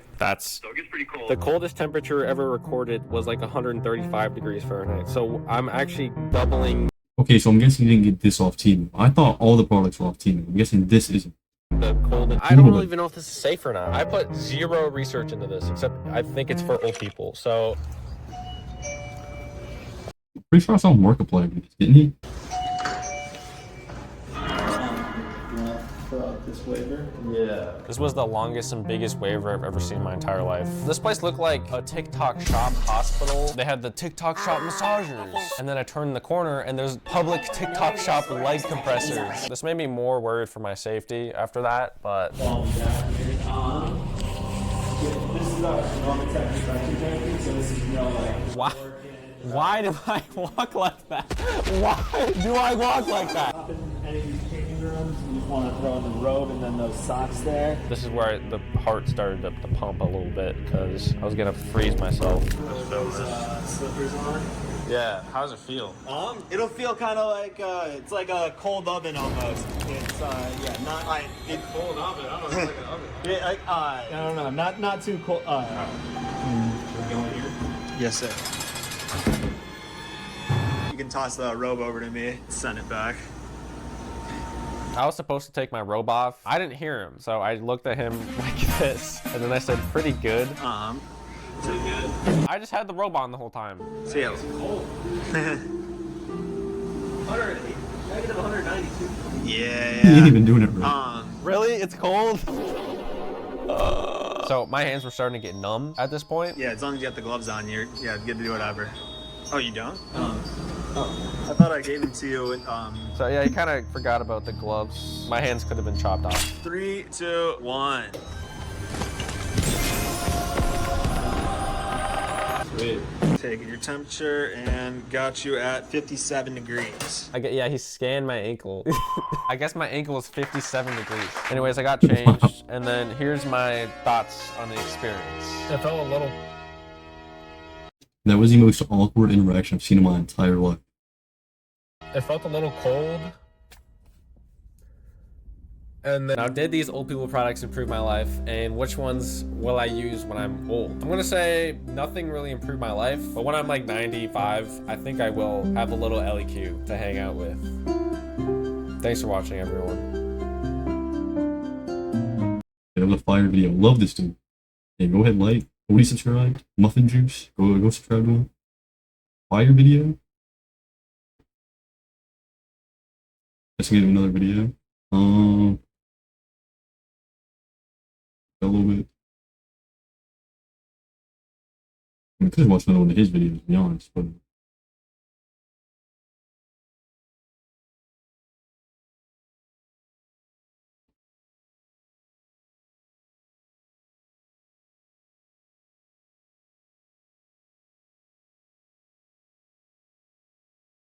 watch this. In the episode, the Great Seems pretty decent. Why Patrick's Rock was the only logical winner. Snail Race, SpongeBob, Squidward, and Patrick participate in the snail race. Squidward enters with his purebred racing snail, Snelly. SpongeBob enters with Gary, and Patrick signs up his pet rock, Rocky. And despite all the odds, it is the rock with the nerves of steel that wins. I don't think that win was an accident though. I think it was earned, and once you look... We don't know how he's going to explain this. It's a fucking rock. It's a rock, right? How is a rock going to be even a snail, the slowest animal there is, at least in cartoons? How is a rock going to be? At what each of them actually brought into that race, it starts to look less like a fluke and more like the only possible outcome. Let's start from the beginning. Right at the start, we see that Squidward, SpongeBob, and Patrick each take a vastly different approach to the snail race. Their different understandings of the snail race are evident in their preparation phases. Squidward. As the German watcher, it's super hard for me to not call him Thaddeus, but anyway. Squidward bets on Snelly's pedigree, or innate talent. While this seems like the most shallow approach, it's a proven one. In real-life horse racing, pedigrees are a cornerstone of the sport. Only the most successful and physically strongest horses are allowed to breed with each other and pass on their genes. The goal is to birth the strongest. I already like not finished on what he's talking about. It even goes so far that horse trainers basically pimp out their horses to other horses for huge sums of money.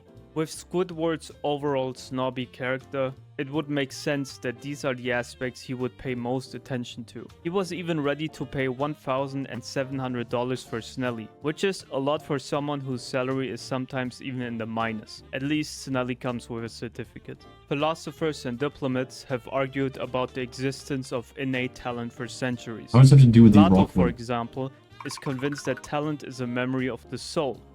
Descartes is sure that talent is as much part of the DNA as a genetic illness, and Aristotle sees every person as a blank slate. Talent is born through habit and training, in his opinion. There's no denying that Snelly has the physical edge over Gary and Rocky though. Compared to innate talent, a physical disposition can clearly... Okay, so I understand where the fuck her name was is better than Gary, right? How does that make it logical for the rock to win?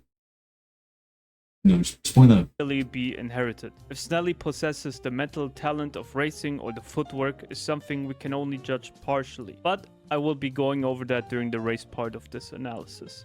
We don't know any specifics about Snelly's ancestry or her own accomplishments, or if she even participated in a race before. Squidward emphasized Snelly's ancestry at every turn, and equally focuses on Gary's ancestry, repeatedly calling him a mutt, which is somewhat true. His belief in Snelly's physical and genetic superiority goes so far that Squidward doesn't seem it necessary to train Snelly before the race. This could have taken place off-screen, but judging from Squidward's pride in Snelly, we can assume that Snelly was already trained for the race beforehand.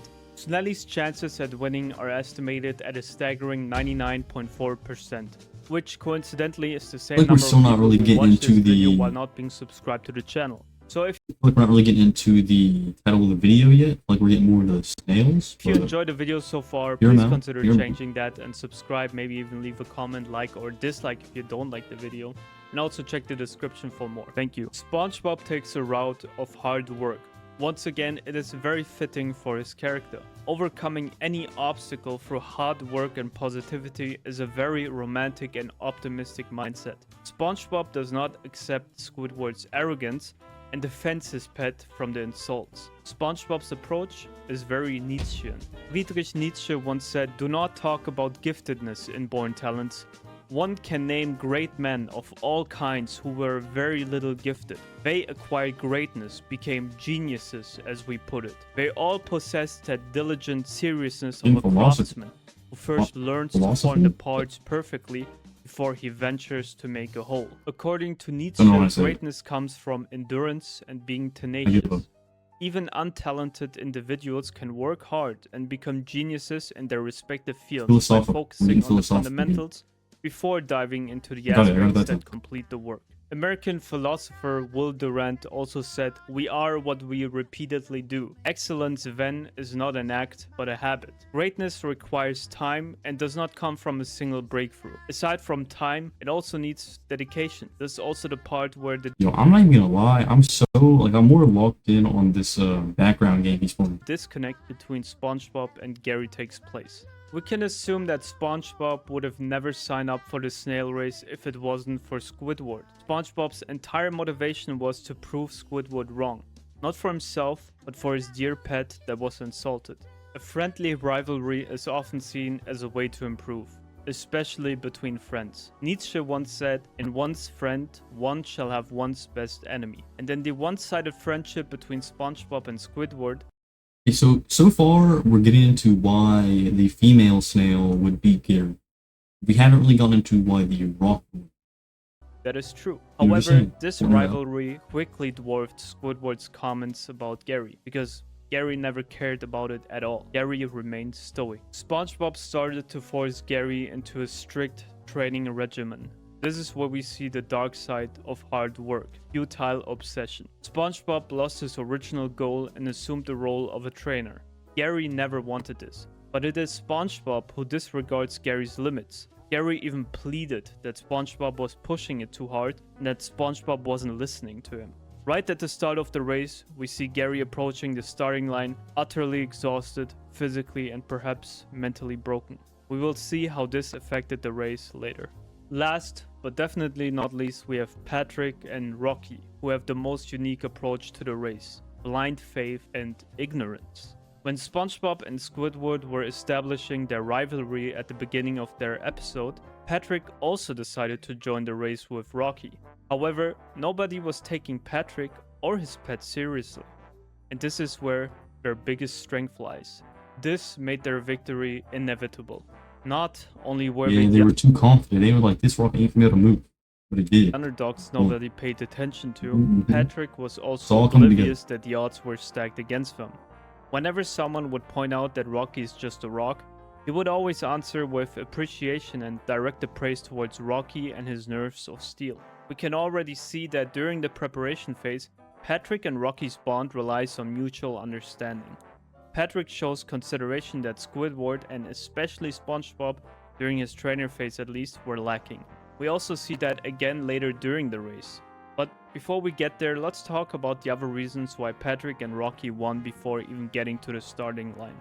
French movie maker Marcel Pagnol once said, "Everyone knew it was impossible." What a quote. And ignoramus didn't know it. He did it. And the roles are pretty clear.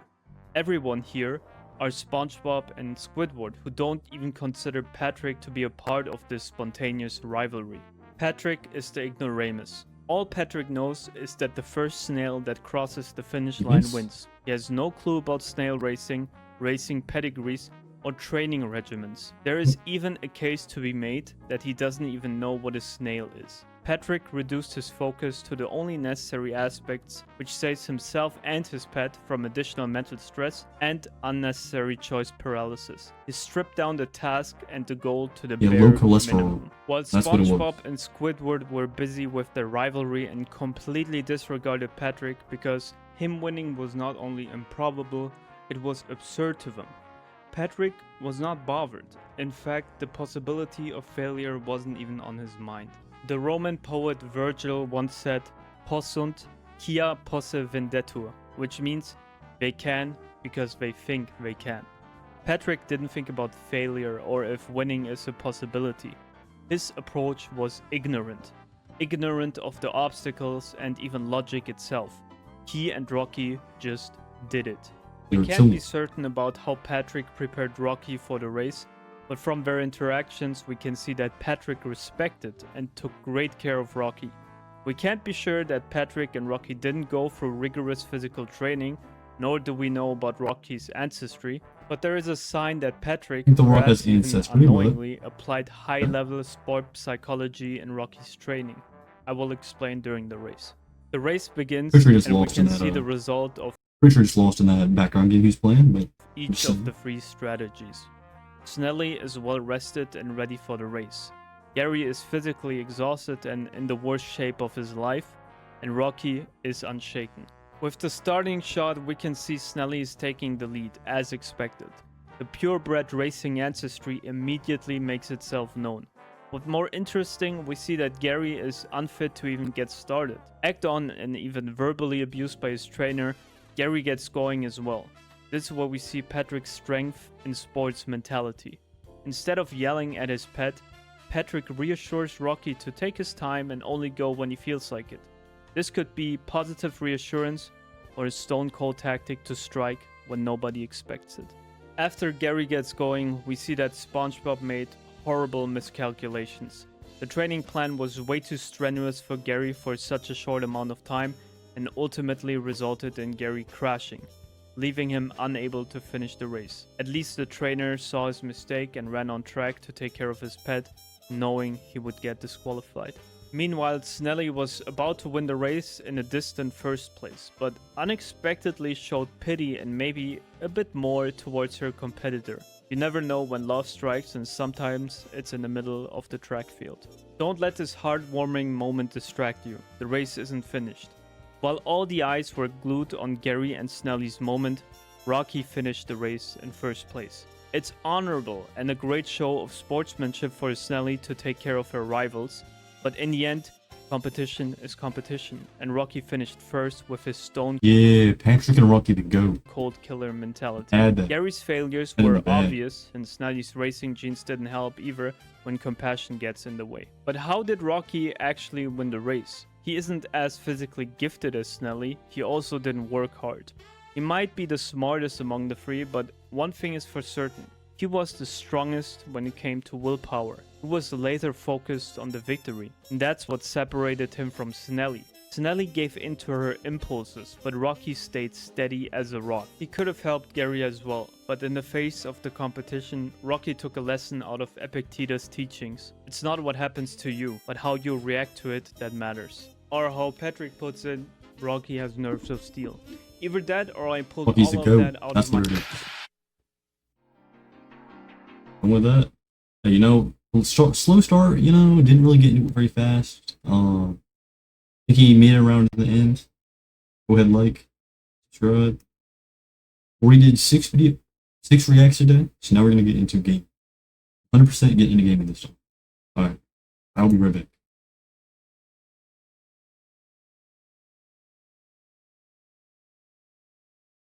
Alright, getting back into Minecraft. Played this a little bit ago. Made some progress, you know, died a bunch. But hopefully this time I can try not to die as much. I think what might have been killing me last time, the invisible thing I found might have been a ghost or something. So hopefully this time I don't die as well. I think I'll still probably randomly explode or whatever bullshit that was, but hopefully not. I'm gonna actually make some progress this time. We've reached 90% memory usage, showing leaking objects so far. Not sure what that means, but last time we got off, it was a blood moon or whatever. So I'm just gonna go mine. I'm not dealing with it right now. Hello. Okay. I remember we got diamonds last time actually. Could make actually. I'm gonna try to get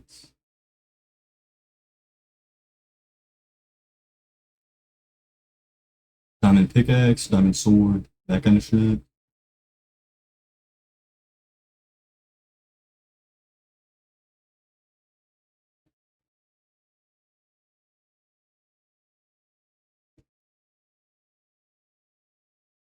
Then I kind of want to get some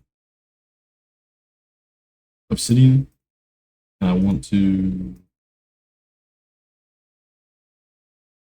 another program. I'm sure the nether's gonna be like a lot worse than this though. If I'm getting killed every 5 minutes in the normal world, I'm guessing the nether's gonna be 10 times worse. I want to use all this in the beginning. I mean, only that, right? I have a bunch of diamonds. So. The issue is gonna be finding water, or not water, lava, because I don't think I've seen any so far. At least not that I remember. Every time I dig, I just see a bunch of water, just like that.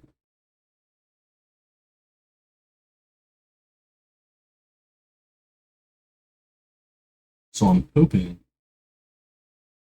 Stop doing the water bullshit.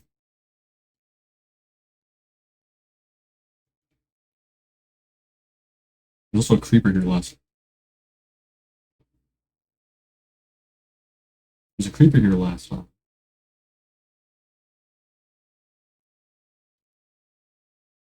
I really don't want to die to that.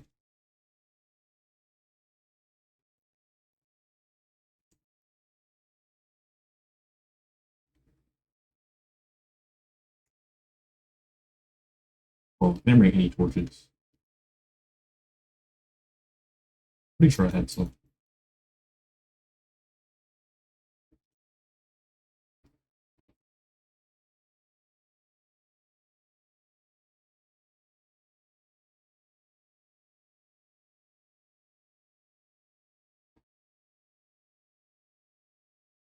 But I'll run back up real quick and grab some torches. And I come back there.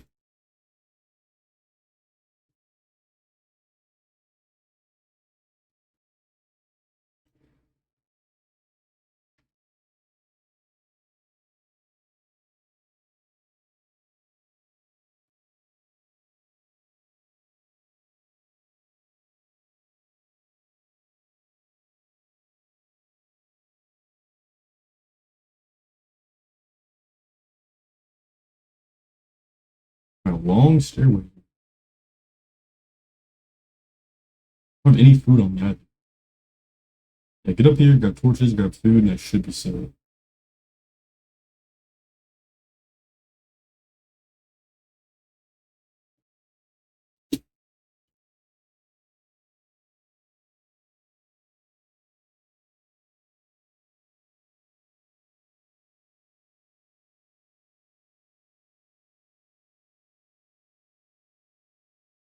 Oh no, I was gonna get food last time, but I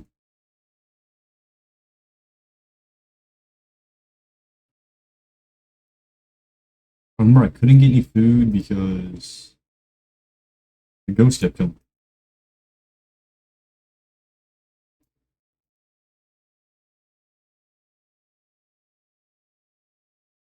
Actually, real quick, I'll make a bucket too. Grab some water. Just in case I do find lava, I can just already get obsidian.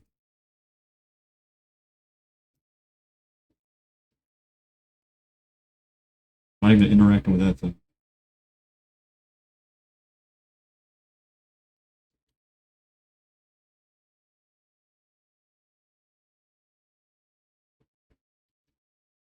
Gonna be able to relax.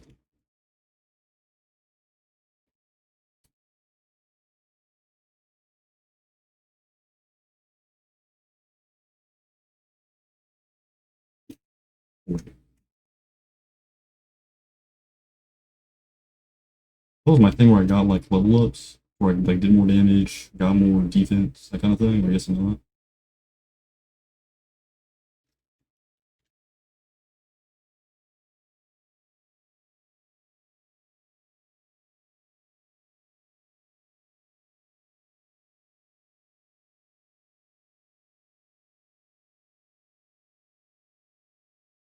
Yo, what the fuck was that?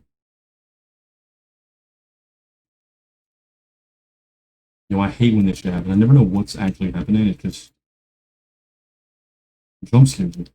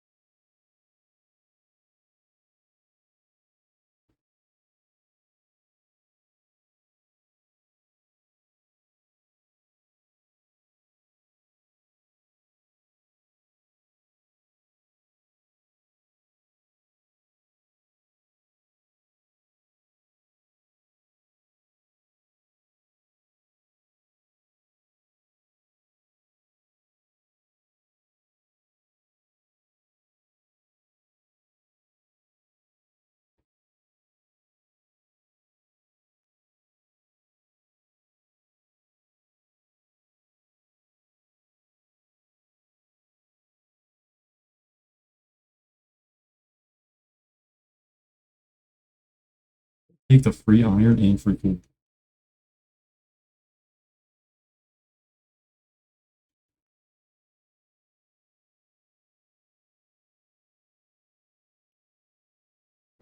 Huge vein of iron right here. I keep finding veins like.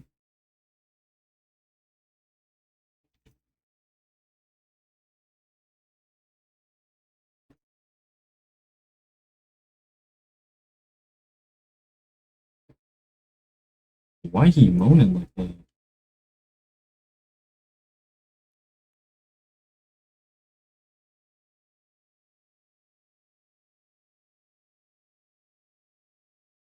What the fuck? Didn't have audio on, it's okay though. Y'all can even hear how he's moving. That's fine though. Maybe I got too deep or because I went to like an area I shouldn't have been. I was cut going back down out and then I would just pop up when I get back down.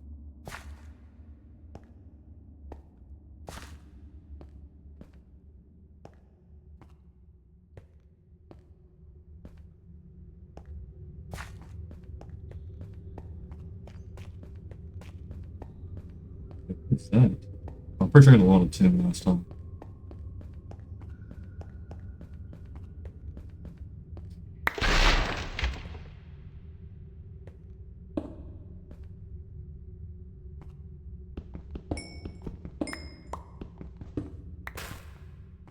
Okay, so it's just where I'm at. It's where I'm at. Let's do it. I'm also guessing they can't spawn in a 1x1 thing, so I'm just gonna do this.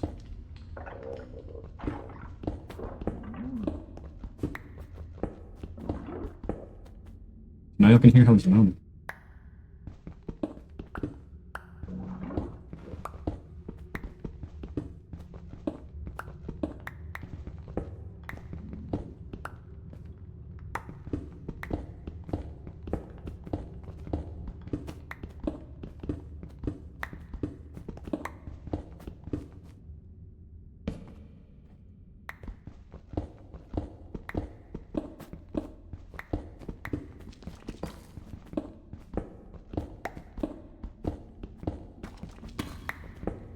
Ooh, more diamonds? Big ass vein of it too. Okay.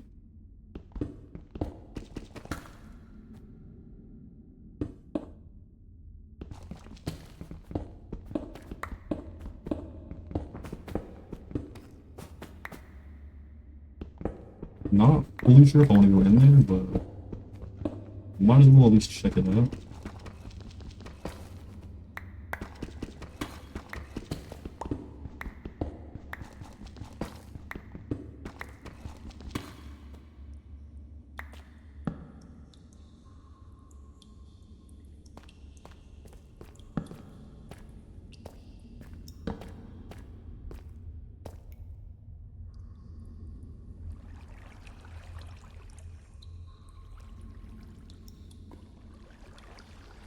That one was a minute ago. I was almost dead though. I think I might just not go in here. I don't really see anything good enough to stay in here.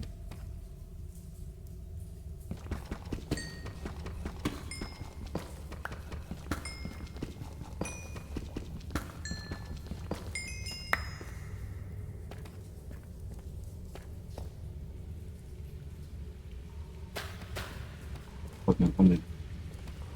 Fuck the diamond, I don't know. There's nothing in it.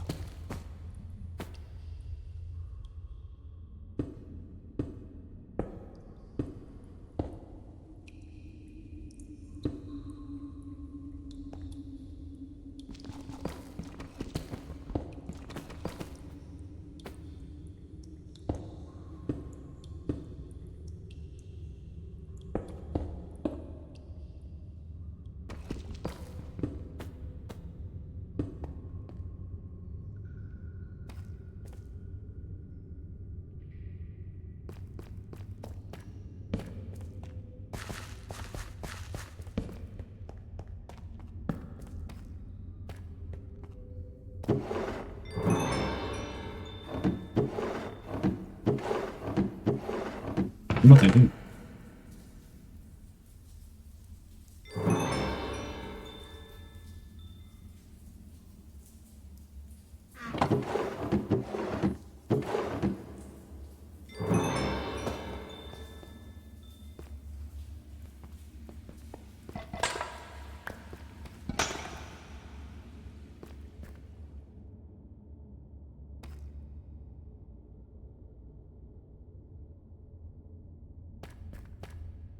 Armor set. Don't know if that's useful for anything, but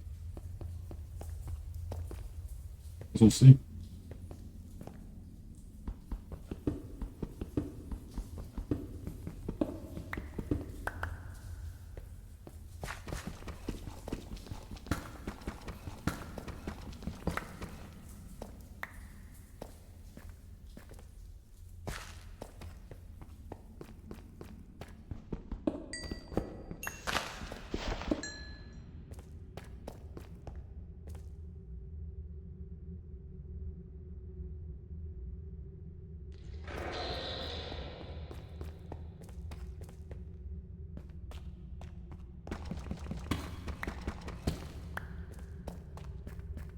I said me.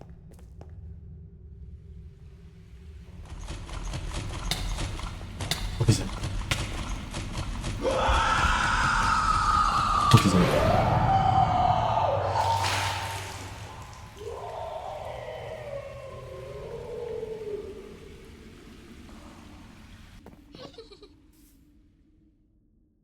Yo, what was that? Oh, they live in the mushroom.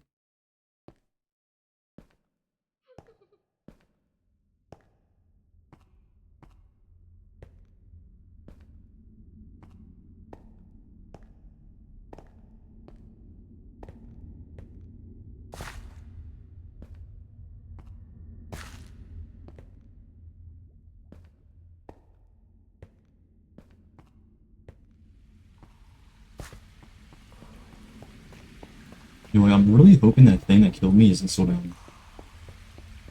I don't know what it is, but like 310. I'm glad I don't have any armor yet, or that'd be cooked.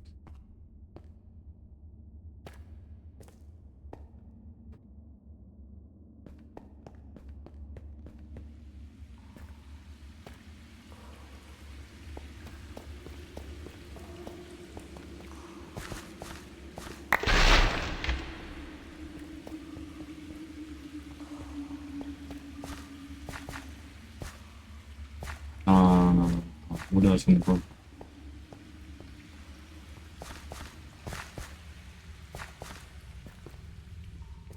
No way I'm already lost.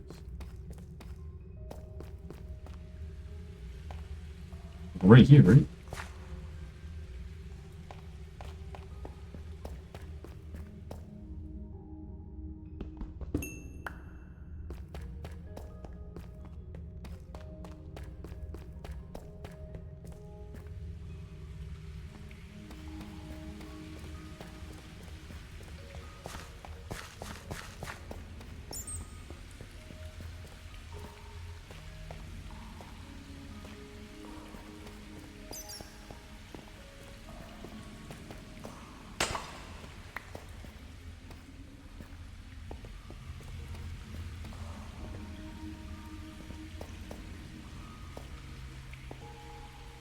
How am I walking? I'm actually gonna die.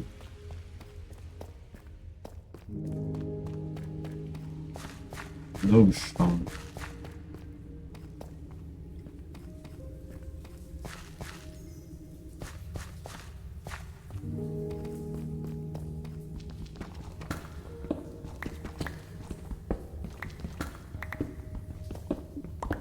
Well, I was just gonna dig back to my other death pool. I'm not doing it.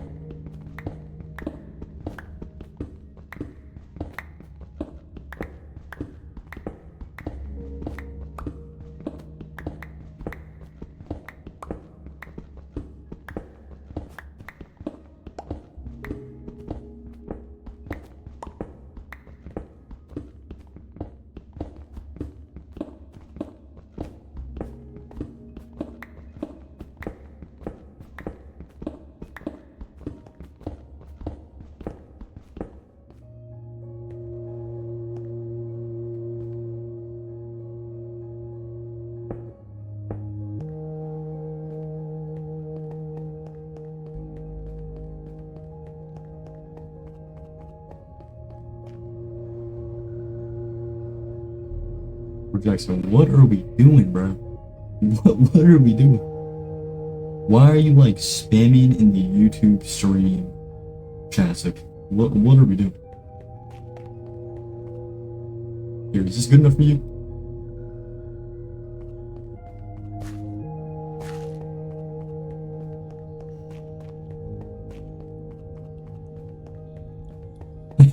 Right, you just spam.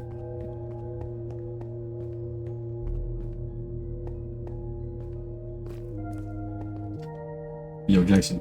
You know, I'll show up to you real quick. Yeah, I'm cooking right now. I don't even know what this is.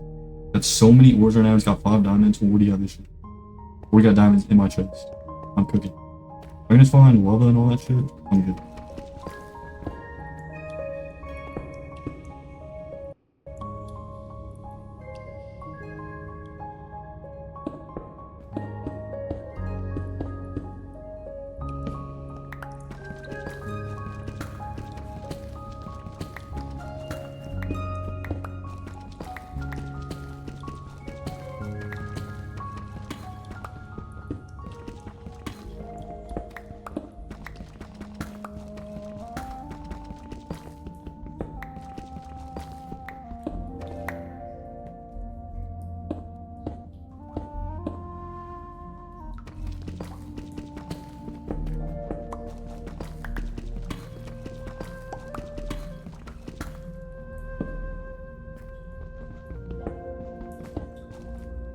Yeah, what is like the easiest ore to get? That shit's useless.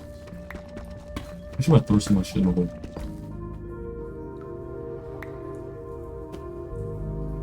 Oh, wait, I have.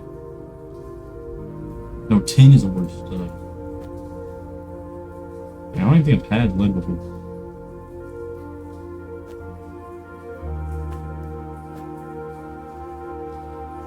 I don't care about redstone. I don't never use redstone. I really don't care.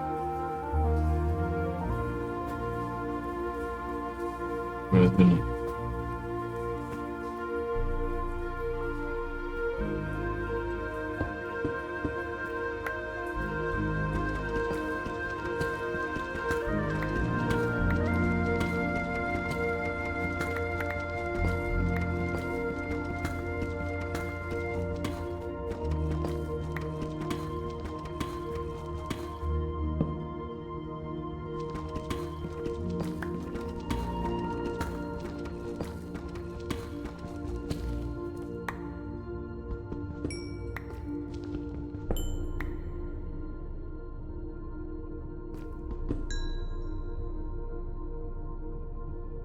What did that do?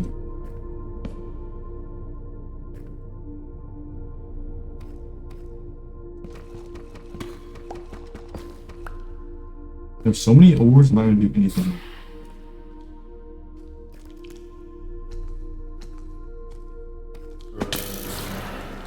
Okay.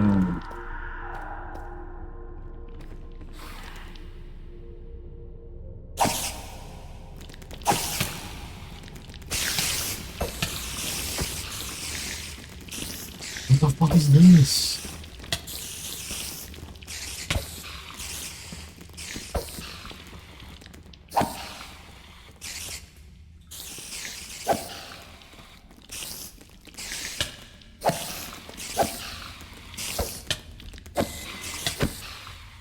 I'm not buying this little ass spider.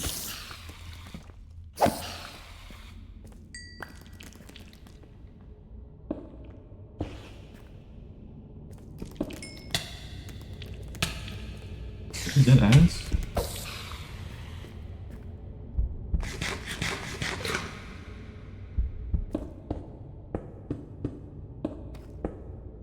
Little ass spiders almost killed me.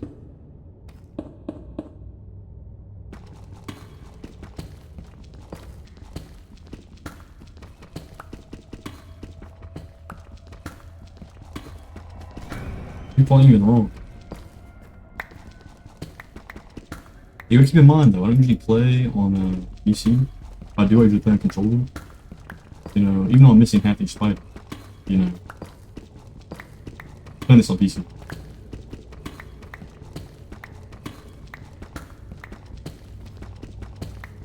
Use an excuse for the day I don't.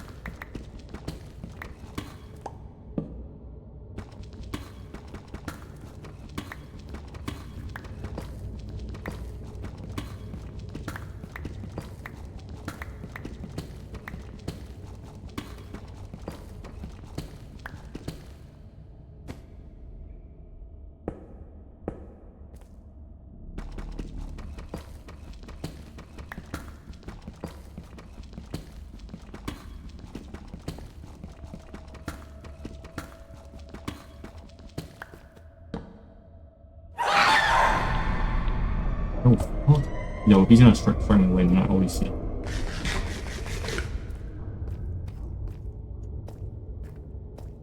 I already see it coming. He's just triggering away. Come on. My phone better die. At 3% or some shit. Damn, 2%. If it dies, I'll take a little break.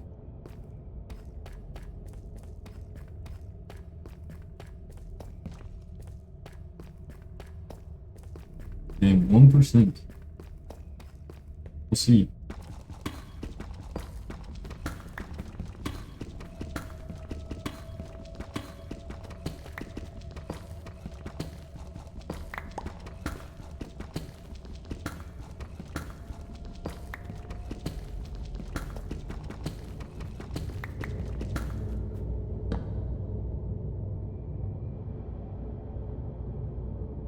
But what am I hearing? Like a boss fight.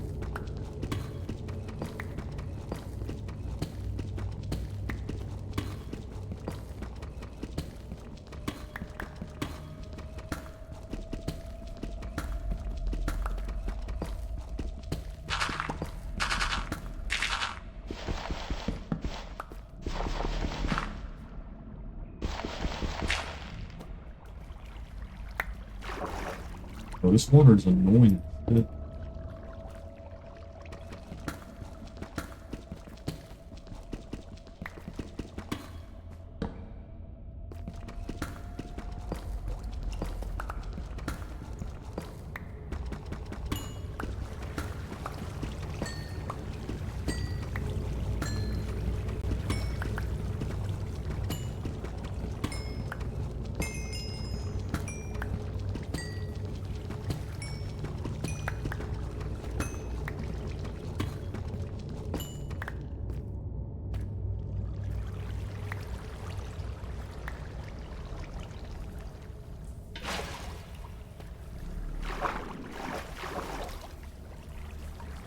Come on, let's just grab that water, get rid of it, or...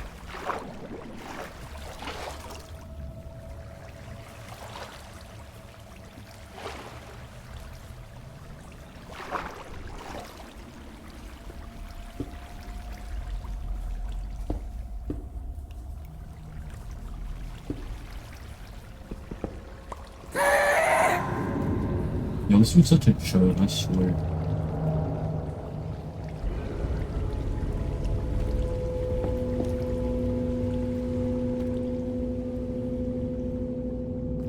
Yo, what is happening?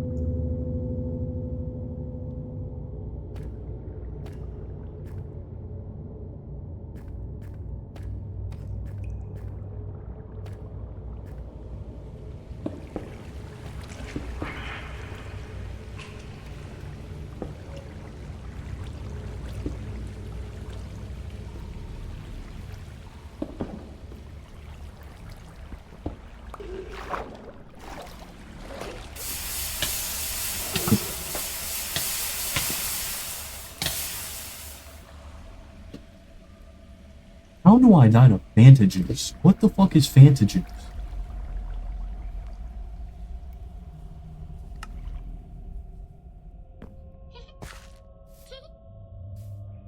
Little fairy thing can catch me off guard. For that dumbass mushroom man. I honestly see grab my shit, come up, and put it in a chest. My inventory will be steady. I want to get obsidian so bad though.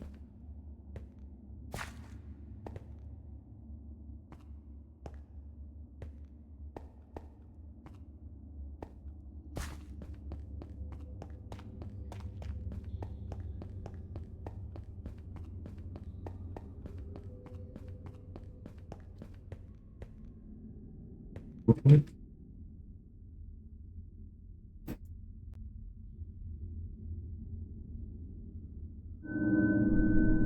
I'm moving after I grab my shit. That's a horrible idea.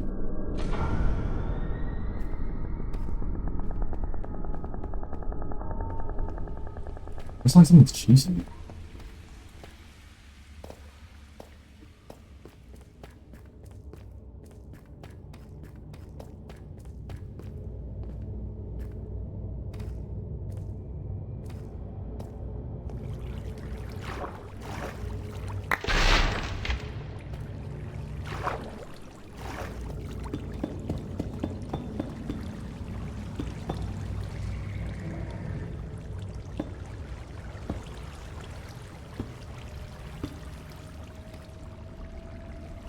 Bro, this water is such a pain.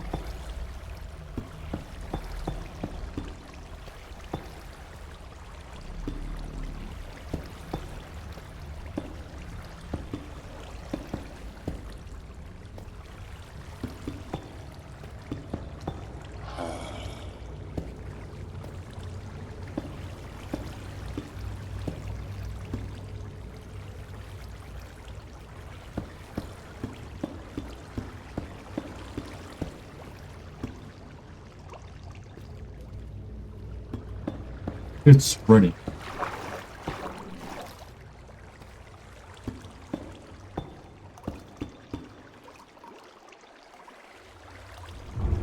Go! Go!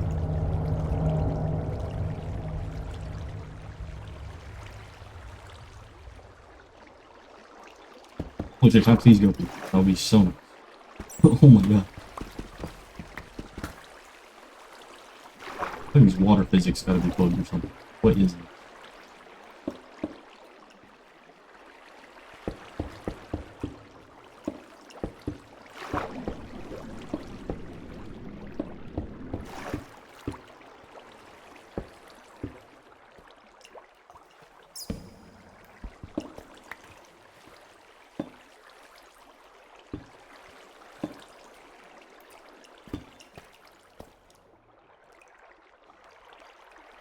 Cool animation.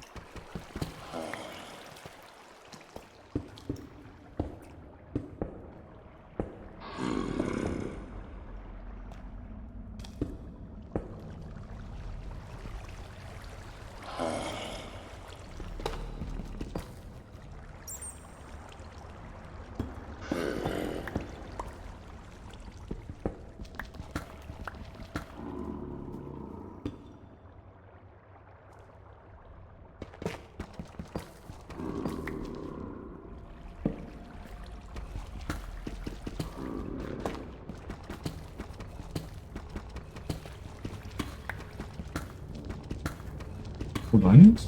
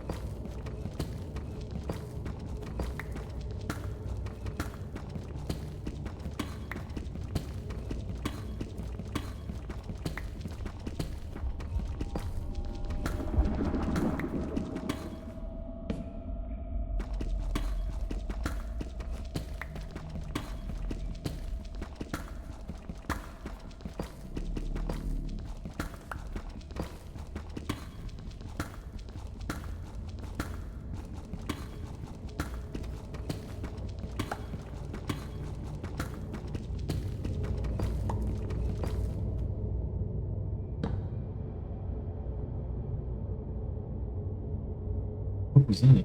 Why did he do that little animation? Was for drying off or something?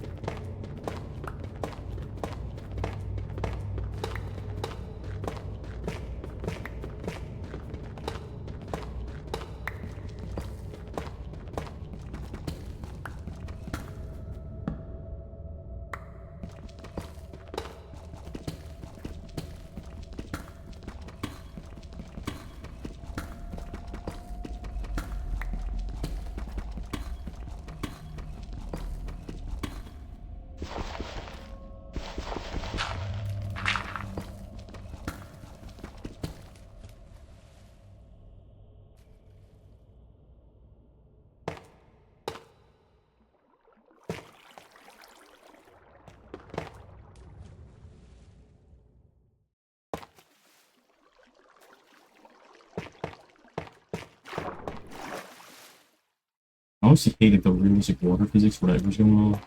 This shit is miserable.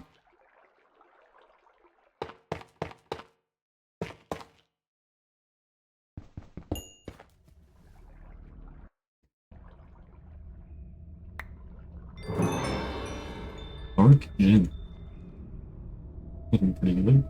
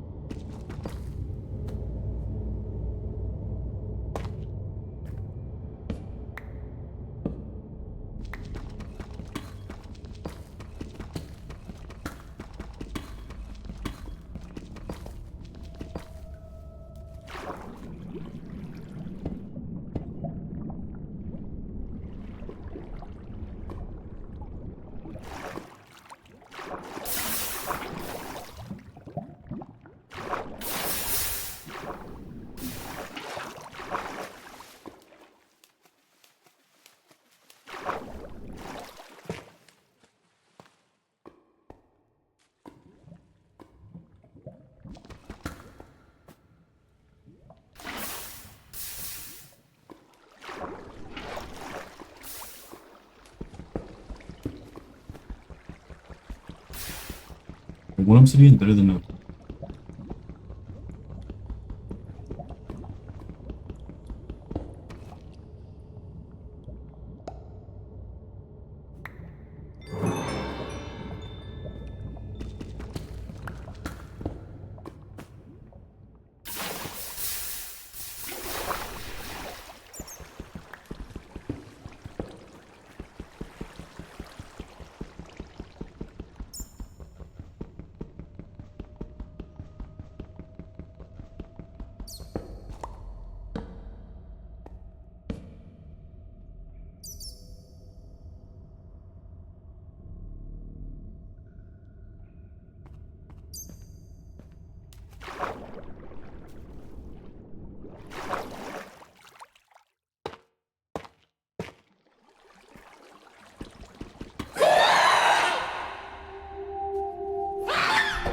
Yo, what the fuck? Nah.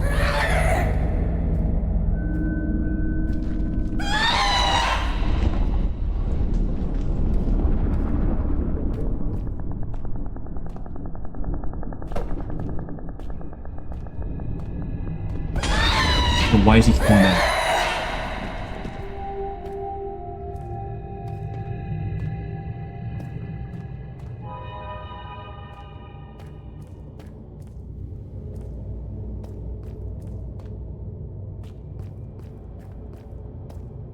Okay, that's enough of that.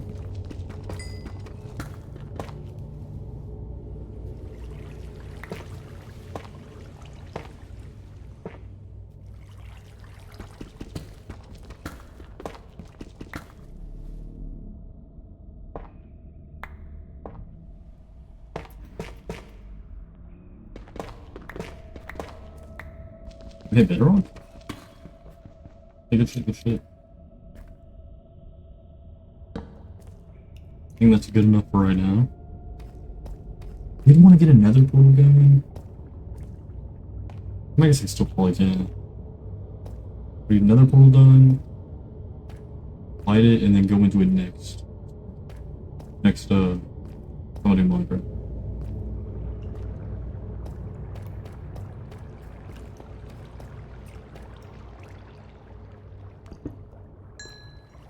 Yo, why did I even get it? Why did I even get it?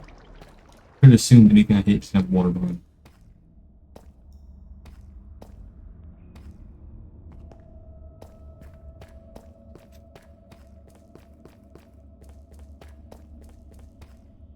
So while I'm down here though, I might just strip on and try to find water.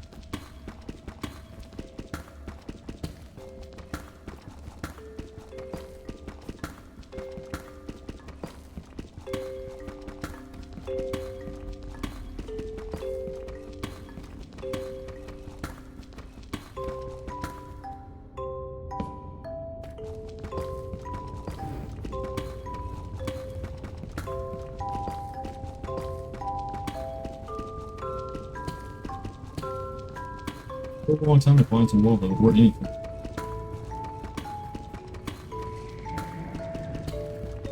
There's something.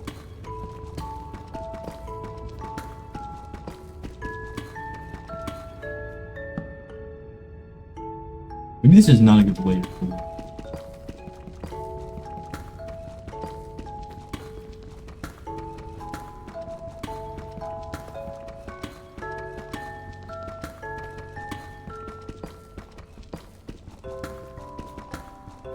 Yeah, good bumps. What I'm gonna do is I'm gonna go to that one layer I was on with a bunch of lava at and try to go find something. There's actually nothing on this layer. Like, this one has so much shit. Oh, and that one had nothing.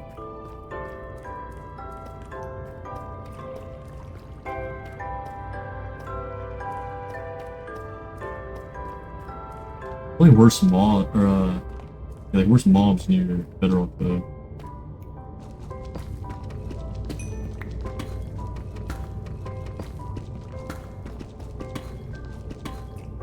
Oh.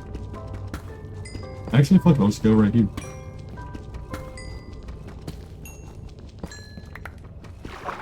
Why am I about to turn around, too?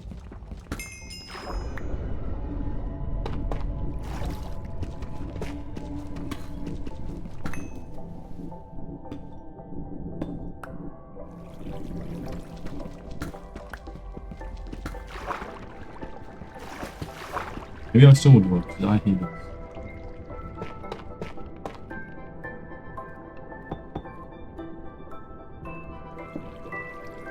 I'm not gonna promise this too. Go this way. Go this way. One part I hate about this mod, every time you mine, you say a million things are wrong. It's so annoying.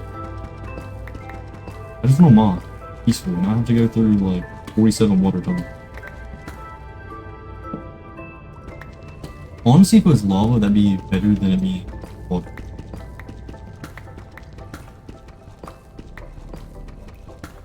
Like just small lava pools. And at least I can go around it.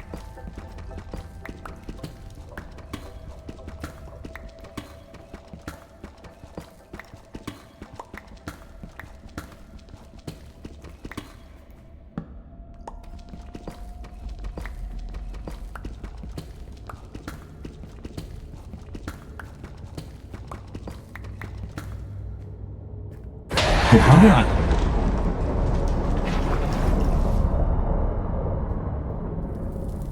Yeah, you can't have peace for 5 seconds. I don't even know how I knew that.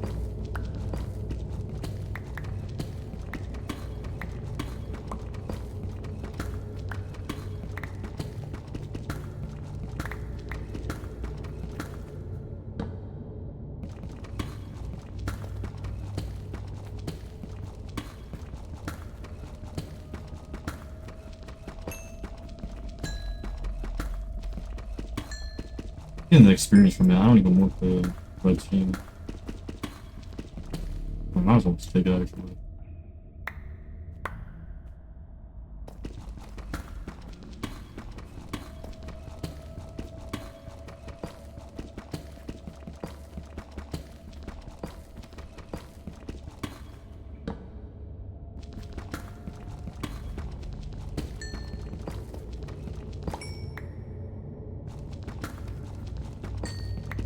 So many times. I make a full diamond armor of it, and then just do nether stuff tomorrow. Or not tomorrow, whenever I do Minecraft again.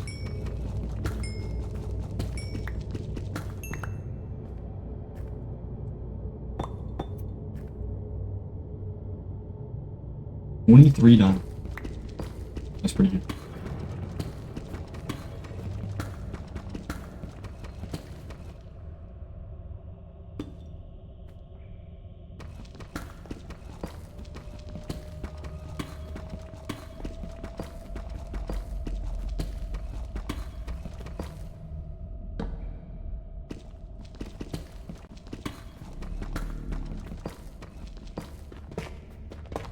Ooh, finally some lava.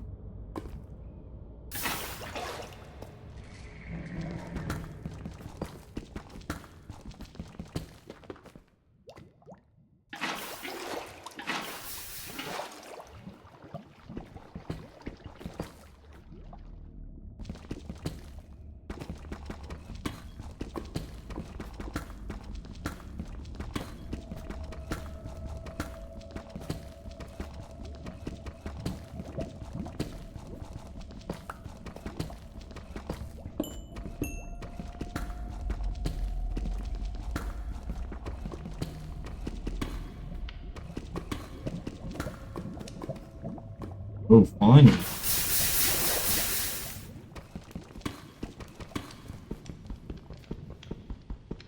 Getting another portal today. Saying that right now. all these diamonds too. Actually cooked it.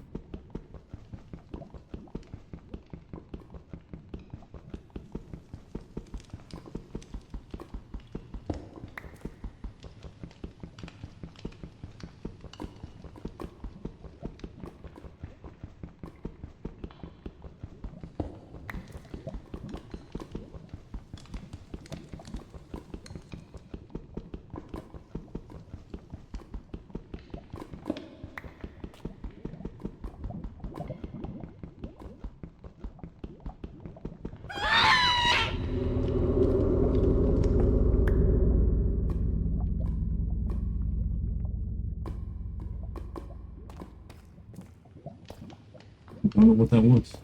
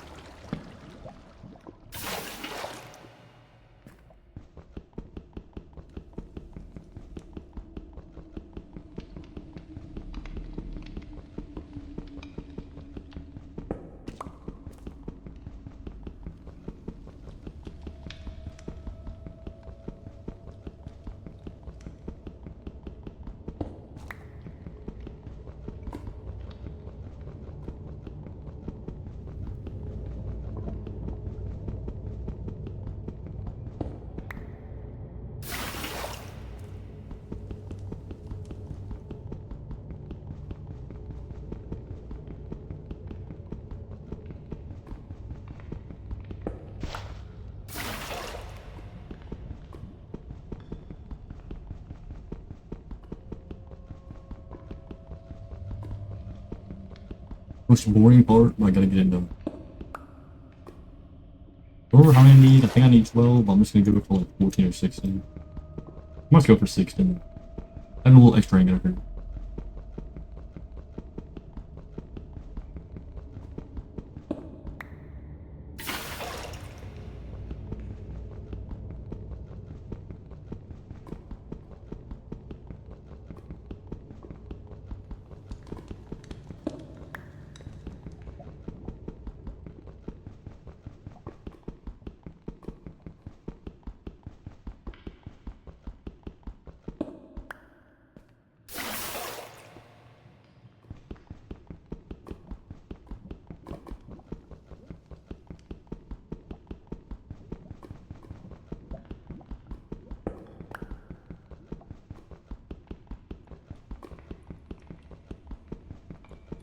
Amazing progress. Amazing progress so far.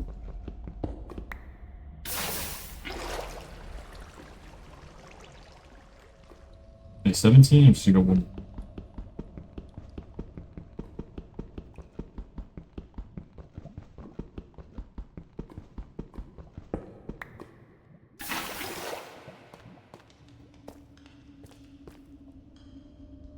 Look at that. 18 obsidian, 23 diamonds. Okay. Now I'm just gonna run all the way back. Edit the...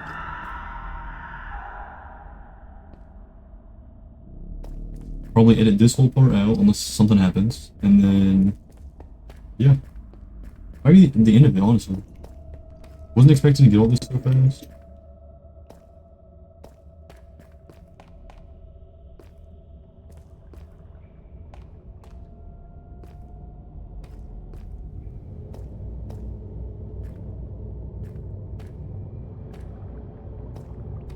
Maybe I get in a enchantment table started, that kind of thing. I need a better house. I don't feel like doing a whole house. If I did that, I'd do off screen, because that'd be... It's me looking at a tutorial, to be honest. I can't build it. It'd be boring. I mean, maybe I might do it on screen. Maybe that'll be next one. Actually building the house. Then I go to the nether. Then I get blaze rods. I get inner pearls too, but I don't even know how I'm gonna do that. I have to run around looking for endermen, or I'm going to have to fucking trade them. I have to get a bunch of gold, so I have to go for that. That's a lot of gold on the way down. Whatever.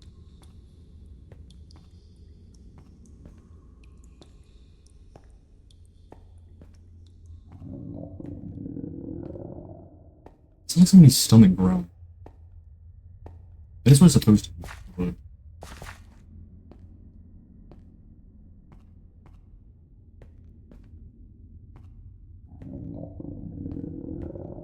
Do.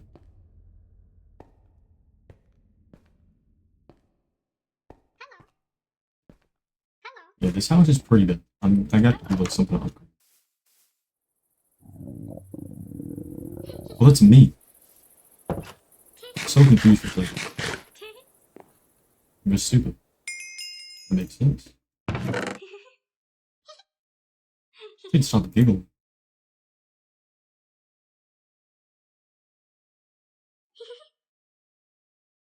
Oh, giggle face.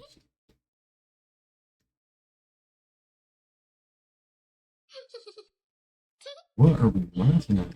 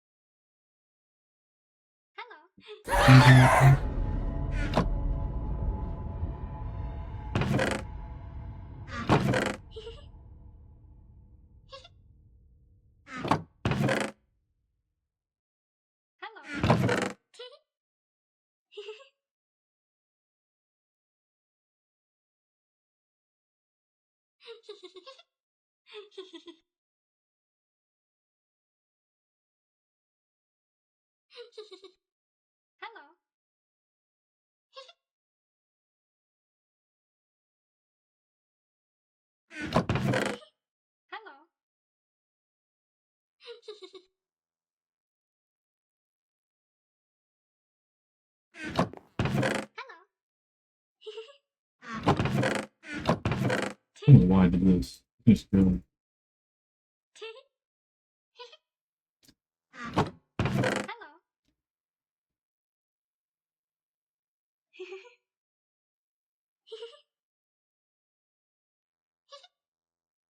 That's my own flesh.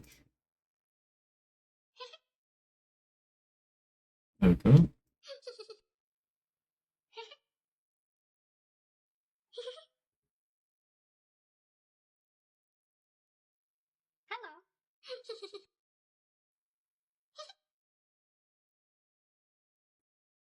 Guess we're all good.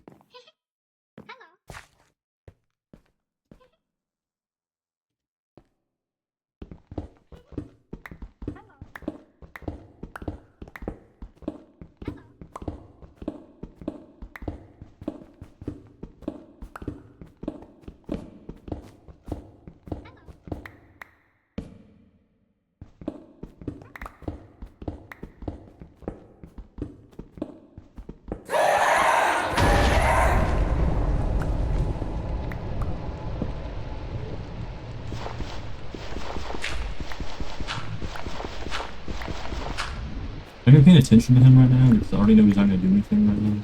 I mean, sometimes he will, but... A 50-50 shot, he just immediately leaves me alone. Or he kills me.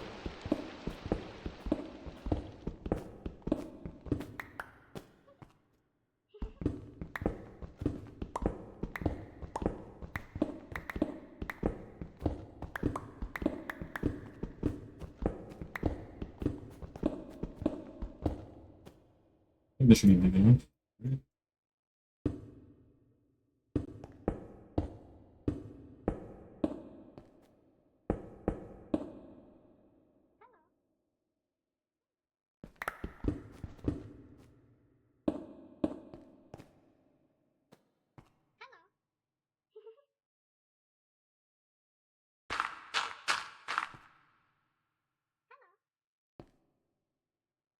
I'm assuming for now. Whatever.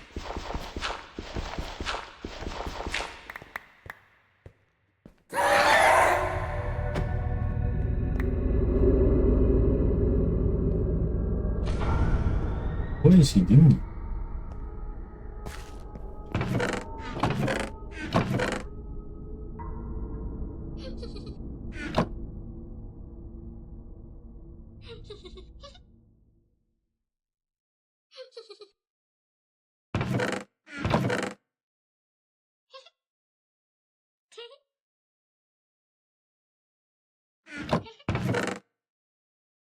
I'll spin some of the diamonds real quick, and then no harm in it.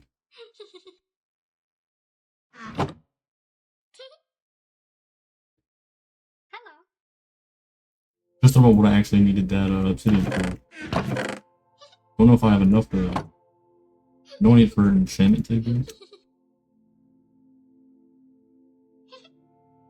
1, 2, 3, 4, 2.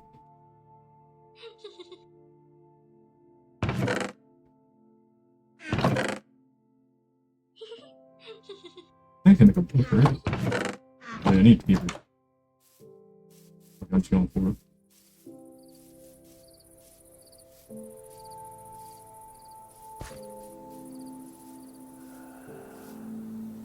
Might as well get everything set up for next time. Everything right there. Am I going to those wolves? Are the other coming?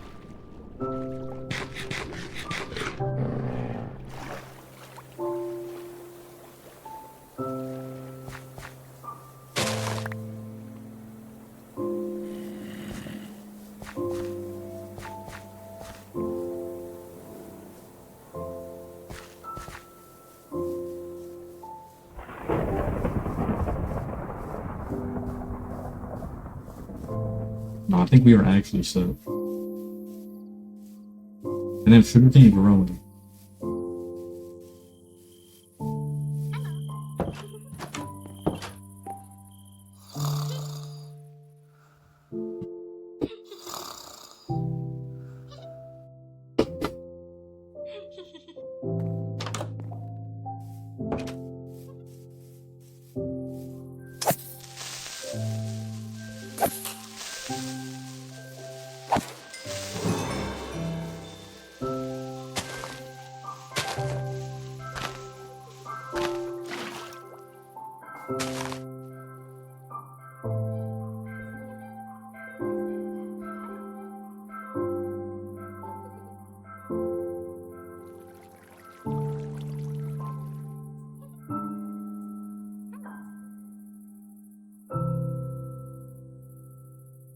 Can't make it with 3.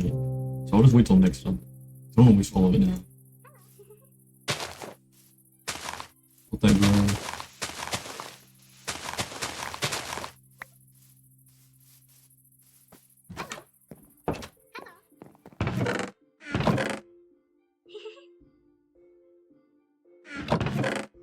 Good enough right now.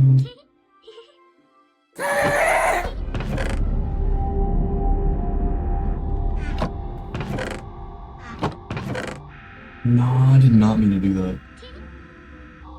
It's whatever. I'm the kid. What? The only thing I'll do is I'm the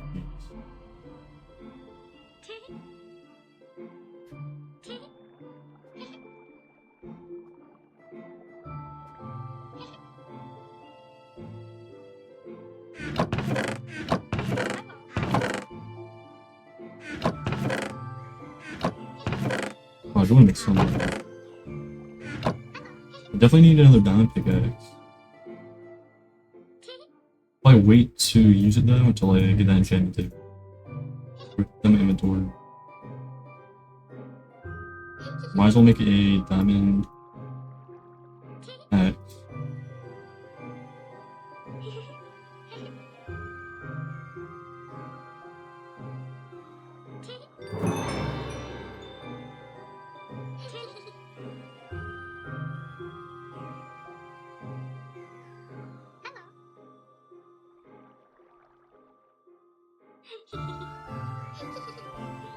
I'm gonna make it.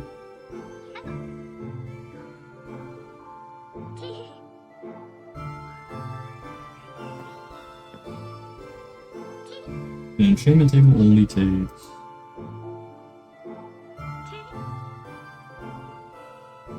2 diamonds, so I should be set.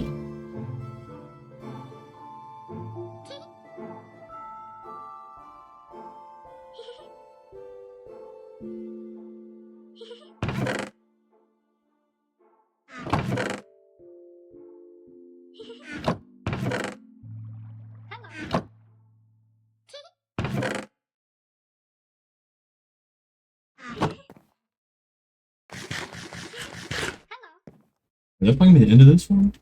I think. Made huge progress this time. Got diamonds. Got a... Actually, watch it. What have... I'll go ahead and make the nether portal here.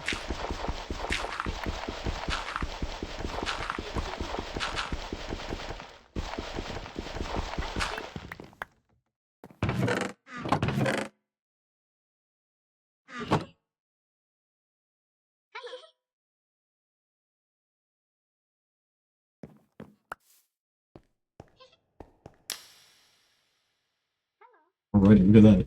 Have a whole nether portal set up.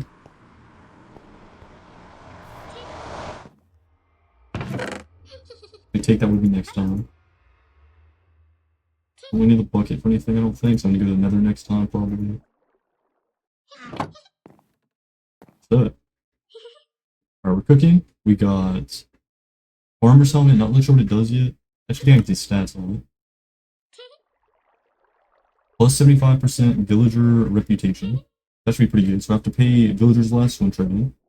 I got almost a full thing of diamond. I want to save 8 of them just in case I need them for later. Another diamond pickaxe. This one's like getting kind of close to broken. I have an enchantment table that I'm gonna make as soon as I get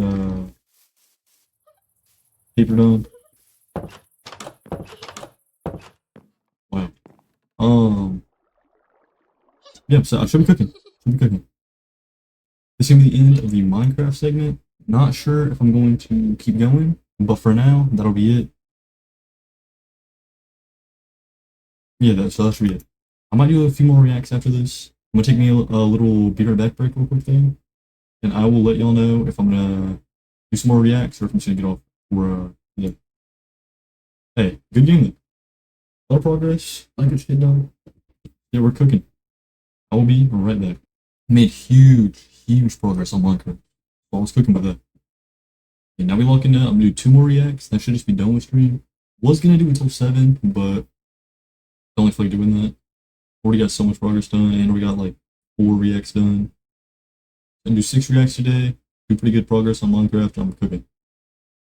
Alright, I tried America's highest calorie fast food item. Highest calorie item. And let's just say it got disturbing. Some of these items alone could fuel your entire day's needs for calories. But I'm not. Yeah, I find that's already crazy. That like fast food in general is so unhealthy that it just shouldn't be allowed, right? Like it's just killing people.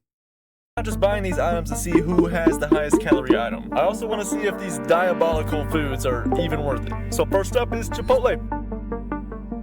We're making a big burrito today. But for Chipotle, Already gotta say, I think Chipotle is overrated. If you go to like a local burrito place, it's so good. Like, so much good. Chipotle's highest calorie item. I got a burrito, double tortilla, double carnitas, double white rice, double black beans, queso, sour cream, cheese, and guacamole. So after this poor lady attempted to fold this burrito, I paid for my food so I could try Chipotle's highest calorie item. For this video, we got 2 special guests here today. We got Kyle and Juwan. Welcome yourselves. I'm pumped to be here for a burrito. Do you guys know how many calories are in this burrito? Can we take a guess? I think you should try to guess. 2,100. 2,100 calories. I think it's 25. Okay. Yeah. 2,310 calories. That's what it is. You're both pretty close. It's got 101 grams of protein, 239 grams of carbs, and 100 grams of fat. You could probably feed a whole family with this. Feels like the 2.5-pound dumbbell at the gym, like literally. They couldn't even wrap the whole thing, bro. But I explained to them that we're rating it on taste and value. Yo, like if you can't even wrap the burrito, you shouldn't be giving people. I'll give the first bite. Straight up. That's a lot of tortilla right there. I don't think you got any filling on that one. I literally just got tortilla. Oh, the crunch. I'm gonna just go right over the same bite. Okay, but here's the important part. What is your rating on taste and value. Taste, pretty bland. I'll give it like a 6. I'm gonna be the optimist here, always aim higher. 7. I'm a carnitas fan, so I'm gonna go with 7 as well. Now value, it's 21 bucks for this behemoth. I guess you could eat this for multiple days in a row. I'm gonna give it, it's got an 8 on value. Might be a 7.8 out of 10. Feeling like a 3. $21 is too much. Let's move on to the next place. Yeah, I agree with him. That's way too much for a single burrito. Like I said, it's for a local burrito place. So at 2,310 calories, Chipotle takes the top of the leaderboard for now. So Chick-fil-A's highest calorie item is surprisingly the Cobb salad, which has lettuce, fried nuggets, tomato, egg, corn, cheese, bacon, crispy bell peppers, and avocado lime ranch. It also has way too many ingredients I can't pronounce, but after a few minutes I picked up the highest calorie item. This meal at Chick-fil-A is 1,100 calories. So healthy. So healthy. But this meal had 42 Yeah, I feel like you're already ruining the point of a healthy salad by putting chicken nuggets on. grams of protein, 61 grams of fat, and 32 grams of carbs. 61 grams of fat in a a salad. fried chicken salad with a lot of heavy dressing. I feel like it's gonna be a salad as well. I don't feel like it's like a Cobb salad. That's horrible. Wait, that's 1,100 with the dressing? Yes, and this ranch alone had 310 calories. For this. And I love that stuff. I have one in my fridge actually. What else is 300 calories? Like, Not the balsamic vinaigrette. That's the healthy alternative. If you want There to we like, go. get a little bit lighter, you know what I mean? You wouldn't expect a salad to be this high calorie, but that's how they get you. that is crazy. So after adding the dressing and toppings, it was time to rate it on taste and value. That's pretty good, bro. It's actually really good. It's good, but it's so unhealthy. That's good. So this was $10.72. That's pretty good value for how many calories you're getting if you're just strictly thinking about calories. 7 on value. On taste though, low-key giving it an 8.5. Value, I do rarely, so I'm a cheapskate, but I probably would give it like a 7. But taste, I would give it an 8.5 as well. 1,100 calories, $10. Pretty good deal. 7.4 for value. Taste, the dressing, it has a texture. 8.8. Nice, like the elite level. 8.8 for fast food. That's pretty good. Let's move on to the next spot. So at 1,100 calories, Chipotle is keeping its place at number 1. But let's see if some of the items coming up can outdo it. Wait, so their highest calorie at Chick-fil-A is a salad? Or just the restaurants that have high calories? So our next stop was Cane's, and There's the no way highest their calorie salad is item the highest here was calorie. pretty simple. It was the Caniac combo, which has 6 chicken tenders, 1 toast, fries, and 3 cane sauces. But I finally picked up my order to try the highest calorie item at Cane's. But Kyle and Juwan didn't know what I ordered, so I told them to guess. Definitely the Caniac. I think it's like 5 or 6 tenders. That's definitely gonna add up. I don't know about like the calories, but this is for sure the Everybody hypes up Cane's. I think I've been maybe one time. I don't remember. worst, I feel like. This is gonna be horrible, man. Because it's like all in peanut oil too. It is the Caniac combo, so you got it right. I went ahead and swapped the coleslaw for another sauce. That's one way to The sauce is the sauce was actually more calories than another piece of toast. So, any calorie guesses? 2450. Okay. 2450. 2,000. It's 2,020 calories, 69 grams of protein, 117 grams of fat, and 139 grams of carbs. 117 grams of I'm fat? sure it's gonna taste amazing. I know it is. I guess I'll give the first taste. We'll get a good little dip. Ooh, it's hot. That should not be that good. I love that, man.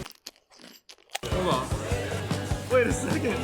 And while the boys enjoyed this a little too much, it was time to give our rating on taste and value. Taste for me is gonna be a 9. That sauce just does something to you. 9.7. That is like so good. And it was hot and fresh. 8.9. For value, this was $16.41, 6.5 on value. I'm lost in the sauce, so I give it a 9, man. Bro's thinking differently right now.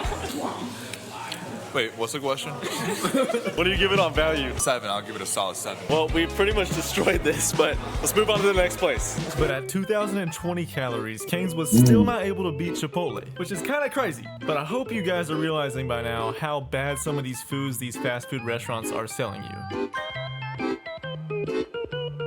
Yo, and like, I'm pretty sure Nakata Wakata was skinny now. But like, that man was fucking up like 10 of these, 20 of these. I don't understand how he survived. Let's find the highest calorie item. What is it gonna be? So at Sonic, the highest calorie item was simple. It was a large Oreo and peanut butter Master Blast shake. But this lady seemed concerned at what I was ordering. Did you say large?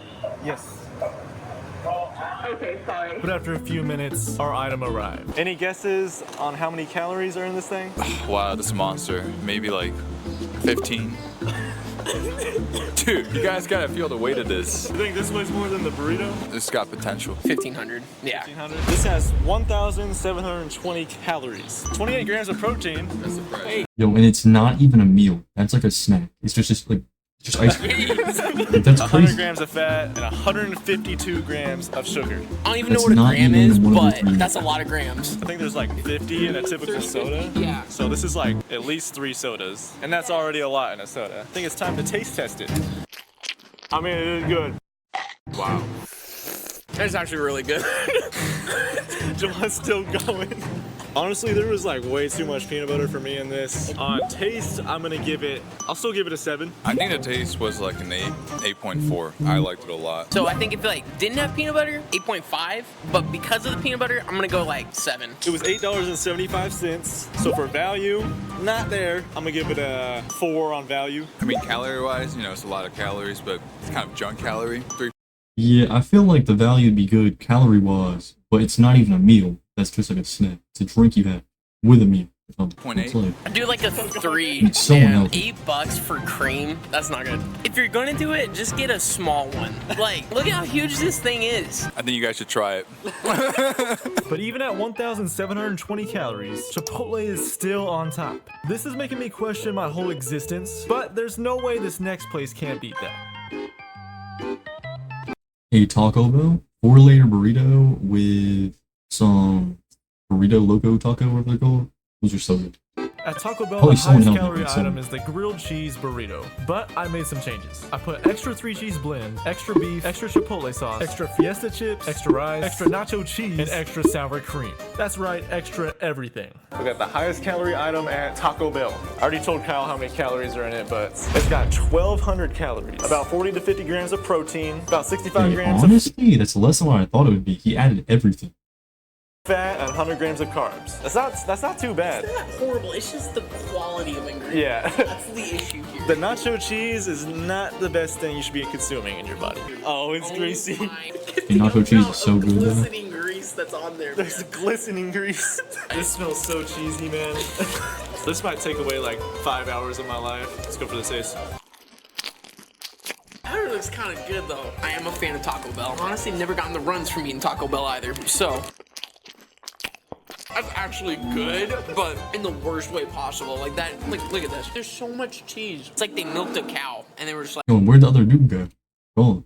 Like, let me see how many different forms of cheese I can put in this bad boy. My rating on taste is a little too much for me. I'm used to healthy food, so 5.5 out of 10. Where I'm kind of at right now is I'm already getting heartburn from those 2 bites. I would get like a 6 maybe. Now on value, it was a little over $10 for the value, so I mean that's a pretty good deal, but for how trash the ingredients are, I'll give it a 4.5 on value. Again, trash ingredients, I'm gonna probably do a 4. All right, Kyle, where do you want to go next? Honestly, either like Arby's or Subway. Well, where's the nearest one? Ooh, Arby's. You're getting the most unhealthy thing at Arby's? That's gonna be cooked. Well, I stand corrected, because at 1,200 calories, Chipotle still beats everyone, leading at over 2,000 calories. But this next fast food order is actually disturbing. Oh my word. At Arby's, the highest calorie item Oh, it's gonna be the meat mountain. That's what it's gonna be. is the notorious Meat Mountain, Yeah, which has to have a I know. lethal amount of cholesterol in it, but it's stacked with 2 chicken tenders, turkey, ham, beef, brisket, steak, roast beef, 3 pieces of bacon, and 2 slices of cheese. Yo, like the amount of stuff they put on that, it could feed like an entire family for that. That's It's gonna be insane. There's about 1,200 calories in this burger. Let me open this up only first. 1,200. It's the whole barnyard is in this. Like that's a lot, but compared to the rest of them, that's the same amount as the frosty. Oh, There's the whole think from Dairy barnyard Queen. in this thing. There's Somewhere. chicken strips somewhere. this. I think. Oh, here, look underneath. There they are. There's about 80 grams of protein, 65 grams of fat, about 55 grams of carbs. So if you need Wow, that is actually a lot better than I thought it'd be compared to the breads. to get your Like, protein that's- in for the day, this might be your shot. I Actually really kinda do not want to surprising. taste this. Do you want me? I do want you. I can. It's not as bad as I thought it was gonna be. Please subscribe for the meats. I think my vision just went foggy for a second. You going in for another? I think I'm gonna go in for 2. I like it. It's not bad. Taste? I'm still chewing it right now. I did not like that. I'm giving it a 3 out of 10. It's bland, and so I'm gonna do like a 5, like just middle tier. Is it as bland as the Chipotle burrito? That had more flavor. This definitely is not as good as the Chipotle burrito. Now on value, I'm pretty sure this was around 12 bucks. For the amount of meat in this, meat. that's a pretty good value, but it's just like, again, the quality of meat. So I'll give it a 6.5 on value. I agree, 6.5. Well, Kyle, where do you want to go now? Where do we want to go? Give me Subway. I guess Subway. But since Arby's I mean, only they had a already said. 1,200 calorie item, we are still waiting for our restaurant to beat Chipotle. But who knows? A crazy Like a big secret footlong at restaurant's Subway McDonald's. could be a competitor. We got the meat mountain at Arby's. I've heard of that. I don't think so. That sounds interesting. It's just a mountain. I assume. Alright, anyways, the highest calorie item at Subway is the foot-long chicken bacon and ranch sub. It's on Italian urban cheese bread, has bacon, chicken, cheddar cheese, lettuce, tomatoes, red onions, and a lot of peppercorn ranch. We got here the foot-long chicken bacon and ranch melt on Italian urban cheese bread. This is after the meat mountain too. So like, We're kind of tired of meat right now. Any guesses on how many calories is in this? like 1,400. Actually, yes. There is. Because we got extra cheese and extra ranch in it. There. Hey, to be fair though, there's that amount of calories in an entire sub versus the one sandwich from Arby's. So I mean, it's There is 60 to 70 grams of protein, That's not bad. 70 grams of fat, and 90 grams of carbs. Let's take a look inside. What does it look like? There is some veggies in it, so let's take our first bite. Oh. Wow, that was mainly like zucchini. it's all over the I'm place. gonna lie. From 2 bites, look at all these crumbage. That actually was not that bad. I'm still chewing on that cucumber, so I'm trying to think about if I would eat this again. It was better than Taco Bell, don't get me wrong, so I'll give it a 5. I'll go with 6. Because again, it's like kind of where we're almost ranking now. This is better than Arby's and Taco Bell. All right, on value, $14.91 for a foot-long Sammy. I think a typical person would eat a half. Yeah. So if you divide that by 2, about $7.50. So that's pretty good value. I'll give it a Yeah, that ain't too 7. bad. Like $7.50. This is $7.50 for pretty much a whole sandwich. 0.5 on I mean, that's still value, pretty again, bad, but I the mean, ingredients are junk. So, I'll give it like 7.5 too, honestly. That's reasonable. That's a good value right here, honestly. all right, Kyle, you ready to run to our last place? Let's run. So with 1,400 calories, Subway let us down, not gonna lie. But there's still one more place that's untouched that could change the trajectory of this video. McDonald's. I already see it.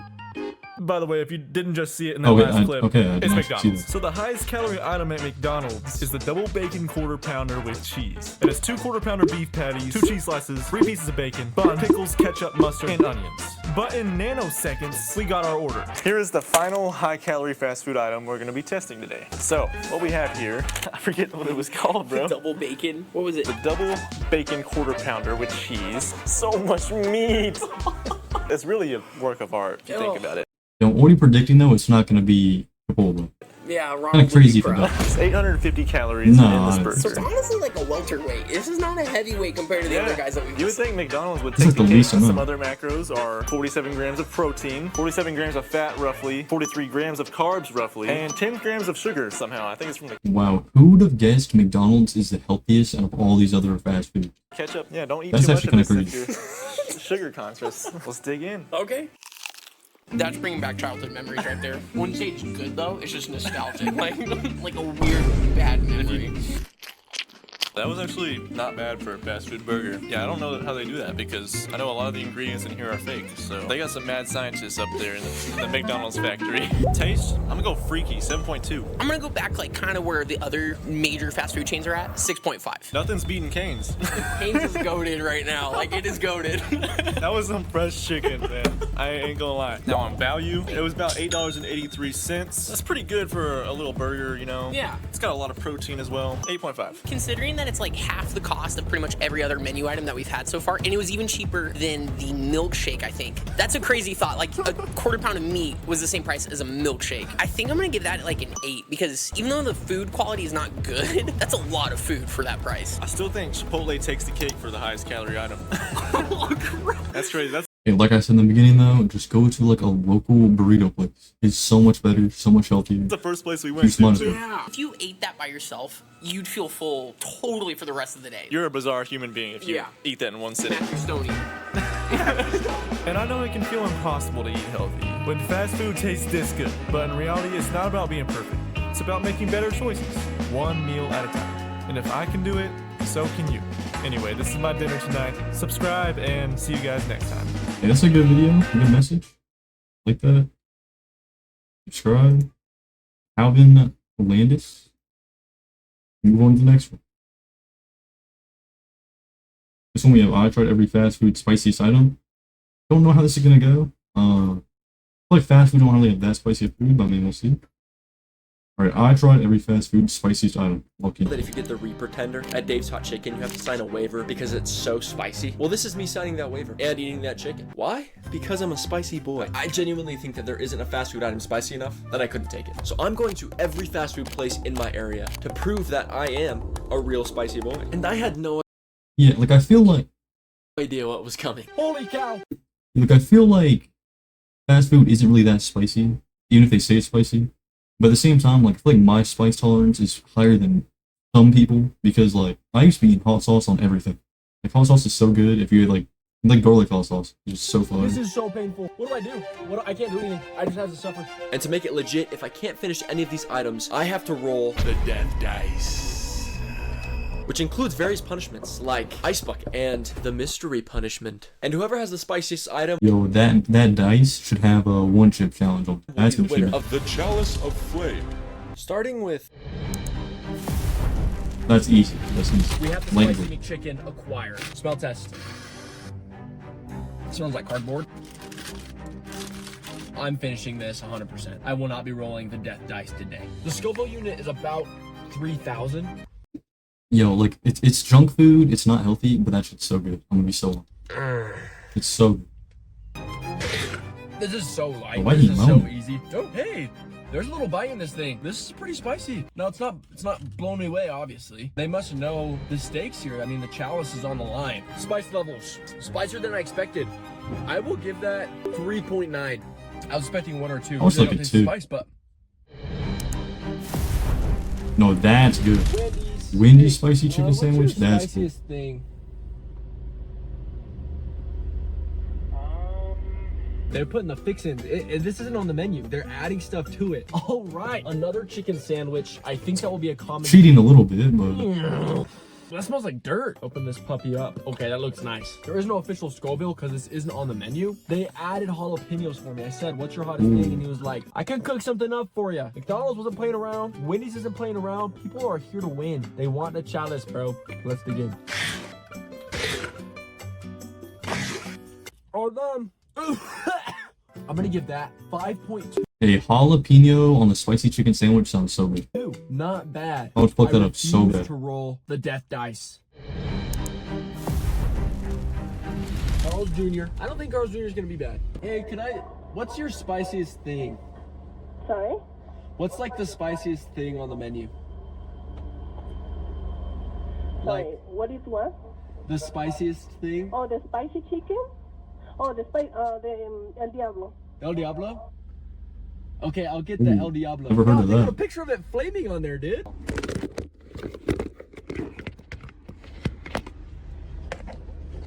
It's a little bit bright out. It's a wee bit bright. I'm getting slapped by the sun right now. Let me give it a little whiff. It's not smelling spicy, but it does say spicy on there. I'm not rolling that dice. I'm not rolling that dice. I'm eating this whole thing. let's open this up. Oh shoot, I have mercy. Yo, I'm not even gonna lie. I feel like the dice is already kind of like weak shit. Ice bucket challenge. Like, come on. Oh, okay, this actually looks good. They got Raise the taters stakes a in there, little dude. Wow. It's not painful. It's like to the point where it's still like I can enjoy the food. There's jalapeno poppers in the burrito. Okay, if this was a Sounds fire. taste competition, that would be in Yo, first. I love jalapeno peppers. It's not. If Those it are was a so spice good. competition, For it would poppers, still be in jalapeno first. poppers. That was definitely the spiciest we had. I will put that at a 6.1 spiciness. A bit of a disappointment, honestly, spice-wise. And I'm hoping Taco Bell will be too, which is where we're going right now. It's the next place that we're going to. That's why I brought it up, because that's where I'm planning on going right now. I'm going to drive there. I don't know why I'm still talking about it. I could cut this out if I wanted to. I don't have to leave this in the video. It could just be at Taco Bell right now. Or I could keep talking. Agency, freedom. The sun really is hot. The sun's back. Taco Bell. No test. Cardboard. So like Scoville unknown. I don't know what this is. Oh my. There is sauce pouring out of this thing. I hope that's not their El Diablo sauce. Very sweet. 2 bites in, I feel close to nothing.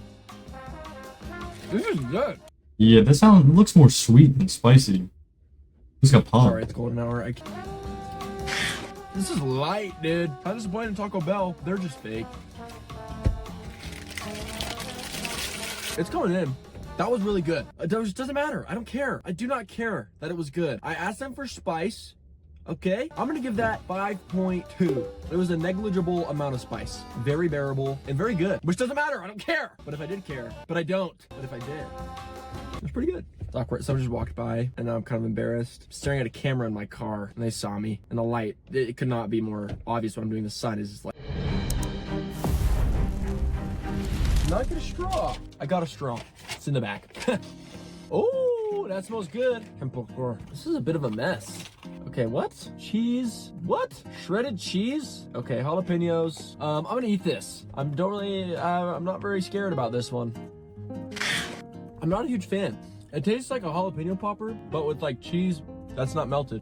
Once again, I love jalapeno poppers, so I'd still fuck it up. There's literally cheese that's not melted. Those are so good. Yeah, that wasn't very good. I finished it. There is 0 spice in my mouth right now.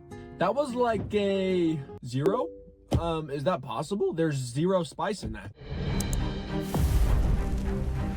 KFC. I'm expecting a chicken sandwich or something like that. A little beanie in this one.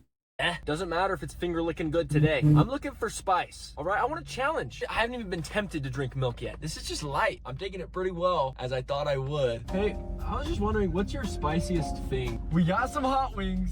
We actually have hot wings. Maybe this will actually be a challenge. These were expensive, dude. It's like $8. Oh, those look. Sniff test. They smell cute. They smell real cute. We got 6 wings. Oh, I think those are gonna kick a little bit. And a dream. First wing down. Isn't that spicy? Okay, it's coming in. I see what they're trying to do. I will say, I've never had these before, but wings are usually like the spiciest thing. That does. You can make anything spicy. 3 wings down. There's spice, but it's kind of laughable if we're being so for real. I'm getting to my last wing and it's coming in just a wee bit. My eyes are watering just a tiny bit. My lips are tingling. We'll give that one 6.8. 6.8, which I think puts it in first place. Yeah, it was spicy, but come on, we could do better than that. Next spot. Let's see what Del Taco's got. I was just wondering, what's your spiciest item? Well, we secured the bag. I don't think I've ever been to Del Taco in my life. Because I've had some. Like, I don't think ever. But this will show how traditional they really are. Or if they're just fake, which, oh, okay. If you're just gonna keep falling, then maybe I won't even talk anymore. But every time I talk to you, you just fall. This relationship feels very one-sided. I don't feel very appreciated, is kind of how I feel. Hey, this dude needs like a phone holder or something, or cool, because this is a pretty small burrito for $6. So it looks like a lot of jalapenos. Yeah, I gotta say, I think all the spice is just jalapeno, so I don't think it'll be too bad, but... Dude, this is so light. It's kind of sad. 6 out of 6 haven't even been tried yet. It's all been very, very tolerable, which is what I said was gonna happen. Too easy. That's just too easy. That was like literally little to no spice. I can't give that any more than a 1.8. Seriously. There was like probably a whole jalapeno in there. There was nothing. You are far away from the chalice. Let's say that. I hate Burger King. That shit is disgusting. It's like straight chemicals no matter what you... I tried to record something Fuck and Burger I didn't King. press the record button and I started shit. talking. And then I started recording and then my phone connected to the CarPlay route and I started recording and it reset again. And then it cut me off again, so I had to restart again. Either way, we're at Burger King and I'm excited to eat it. I'm just hungry. Burger King. Burger King. What's the spiciest thing on the menu? Sorry? What's the spiciest? Another jalapeno thing, dude. Got a loaded jalapeno Whopper. It smells like lettuce and cardboard.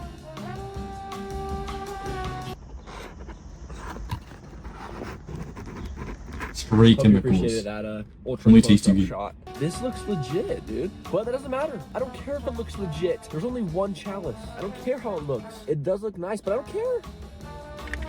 I'm gonna enjoy this. Dude, I'm so impressed right now. But I don't care. I don't care. All done. Spice? What spice? 2.3. Literally 2.3. Probably guess that I haven't reached actually. for the milk yet. I haven't even thought about it. I just knew this would be easy. El Pollo Loco. I've never been, actually. So let's see if they got spicy. I've been there Let's already. do it. What is the spiciest thing? Okay, the hottest thing, I will say Chipotle burrito, but it's not as spicy. I'm Mexican, I don't think that's spicy, so... Oh, so you know real spicy. Yeah. Yeah, can you just make the spiciest thing you can? Are you sure? Yeah, I'm sure. Okay, challenge accepted.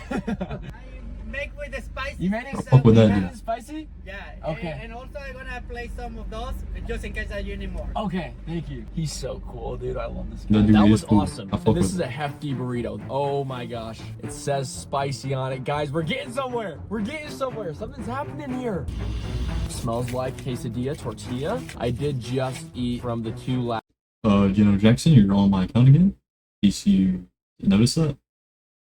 spots. This might be a little difficult to get down just for sheer size of it. Oh shoot. Oh, whoa, that's some heat. We got some real heat. My eyes are watering a little bit. This is good.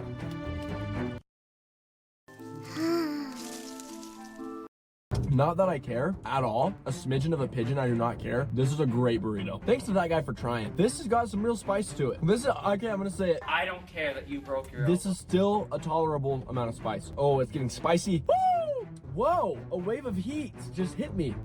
Well, I can see his eyes tearing up. Oh, that's spicy. Oh, shoot. I can feel the pulse in my mouth. I can feel a little bit of numbness. Okay, I need to keep going, dude.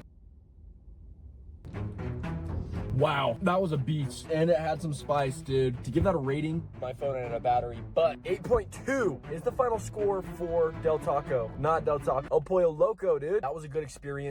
Damn, I mean, that dude kind of set him up, like. It's painful, actually painful, but I'm still here, I'm still kicking. Nah, I don't think they're beating the 8.2, to be honest. Like, the dude made it as spicy as he possibly could. I don't think they're gonna beat.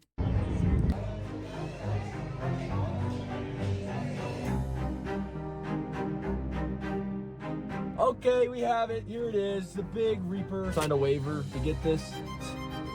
Like, maybe it will be. I'm not I just signed a whole waiver for This is light. It's just one tender. Let's give it a Smith. Let's give it a Smith. Sniff test. Oh my. That smells Ooh, like maybe it will be. and suffering. Oh, whoa. I have to finish the whole thing and then wait a minute and then I can drink milk. I'm not rolling that death dice. I am finishing this. I'm not soft. This is easy. This is light. What are we talking about? Okay, it's a piece of chicken. It's not a big deal. This is light for me. Here we go. Why wait? Don't hesitate. The sauce looks pretty good. I'm a dip. You can't stop me. I'm a dip. Okay, I'm a little nervous. A guy can be nervous every once in a while and it's fine. I'm only a little bit nervous.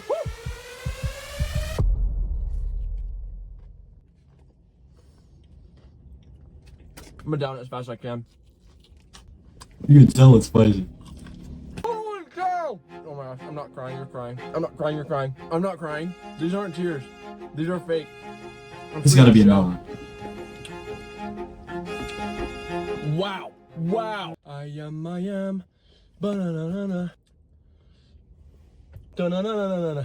I am. Da- and I'm proud to be an American. Well, at least I know. This isn't hot. Holy cow. This is so painful. It's not, I mean. Oh, shoot. What do? I can't do anything. I just have to suffer. It's been a minute. Save me, milk. Oh, save me. To just kind of talk about the experience I'm experiencing. Everything burns. Holy. My ears are ringing. The back of my throat. The back of my throat is so bad. Yo, I remember I went to it's called like Pepper Palace or something like that. And it was at a mall near me. I went to it. Oh, okay, there's not so pretty. I went to it and they offered me the spiciest hot sauce they had. And in my mind, I was like, that's cool. I want to try it. Like, why not? I tried that shit.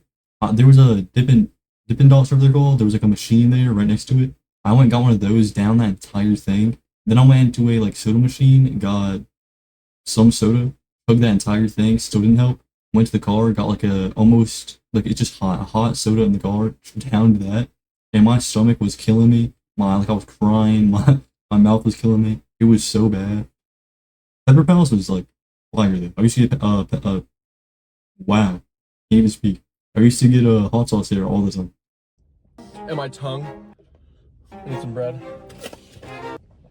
It's getting sharper. It's getting worse. Oh, stuttered there for a second. Cause I was like hot, but it's getting sharper. It's like more painful as time goes on.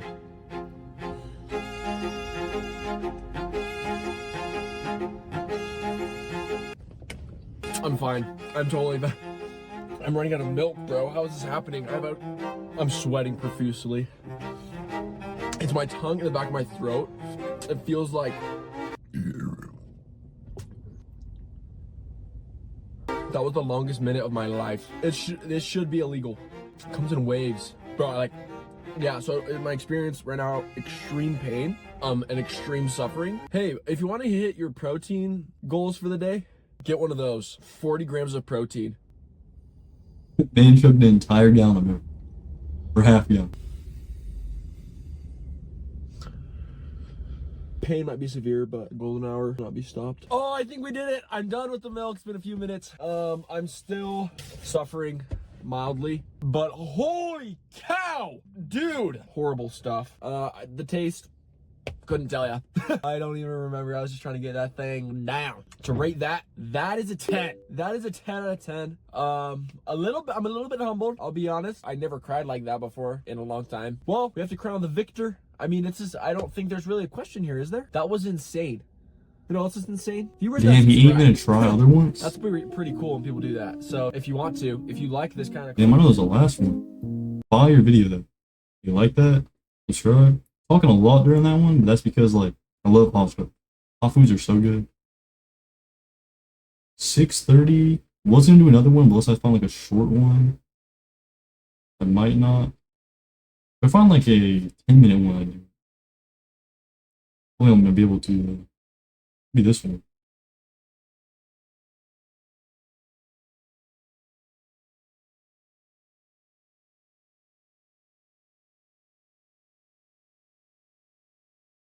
Okay, another muffin juice one. Love this dude's video.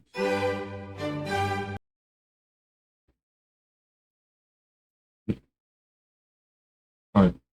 I tested expensive TikTok items. Lock in.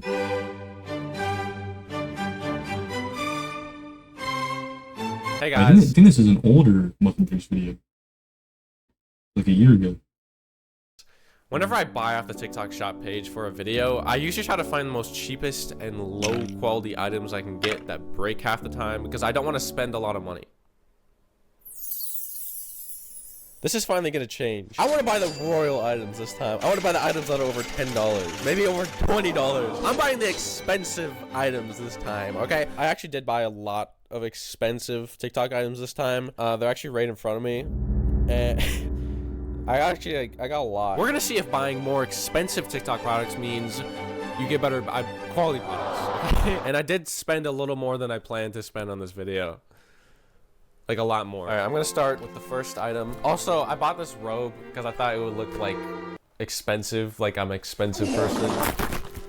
Okay, so this is the Zoc cranial nerve stimulation therapy for head comfort. It's only $20, but this is the tippity top of the iceberg, okay? This is like the cheapest item there is. We'll start reaching the $1 million. It's like those cartoons where they put a light bulb in their ear and it blows up. Items pretty soon, here, okay? So you literally just stick this in your ear and then squeeze. It looks like a turkey baster. No more vertigo and dizzy spells. I love Zoc. This thing was laughable, did not help at all, actually made it worse. I feel like all the 5-star reviews are like paid off people. So I was using it, getting relief, all of a sudden pop, and my ear was bleeding. Urgent care visits, multiple ENT visits, a head CT. I'm just gonna skip this one, guys. You're We're just gonna go on the next item. This was kind of obvious though. You're blowing air into your ear. It's already a bad idea. Okay, we're going up in price a little bit. As you know, I'm like the massage king. I always buy massagers. Never my neck though. This really just looks like a neck brace. The product will produce some noise when working. Please purchase it with caution if you mind.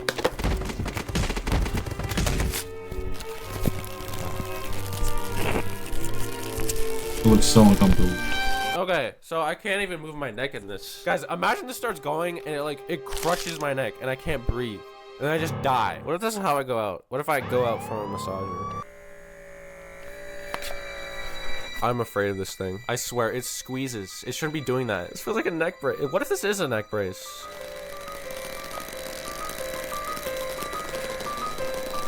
Oh my goodness, that's a half an inch from suffocating me. I have to take that off. That's awful.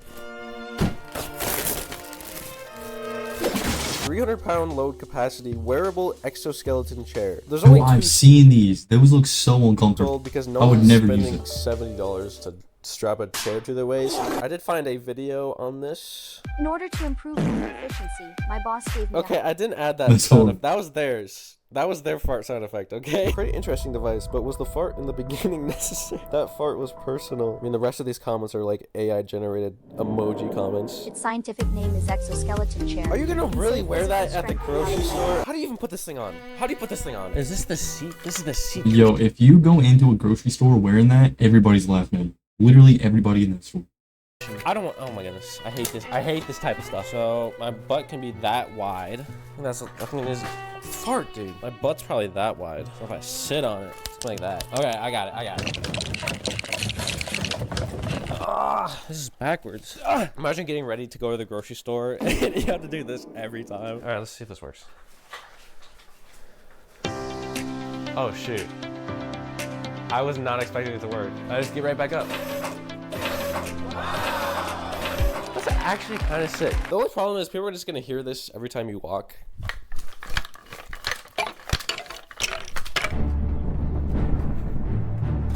Well, I need to take a break.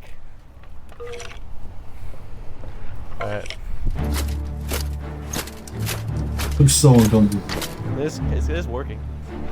Alright. What is it? What's in here?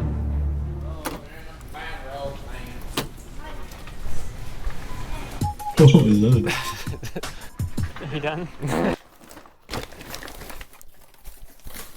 I may have already opened this. You guys remember that Boston Dynamics dog that for $90 you can get yourself a Boston Dynamics robot, okay? It shows it like fully handstanding like that. I don't know if that's real. Is it actually gonna do that? This can have music, it can sleep, pee. It just has the letter P on. I don't know what that means. Is this gonna like pee all over the floor?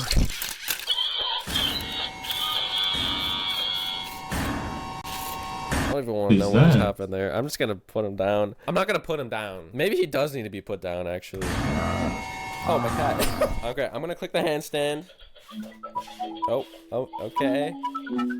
Oh, yeah. I mean, the picture is kind of him fully handstanding. This one kind of just implanted his face into the ground and then waved his legs a little bit. I don't know if that's the same thing. I mean, look at that. Oh! Oh, I gotta click urinate.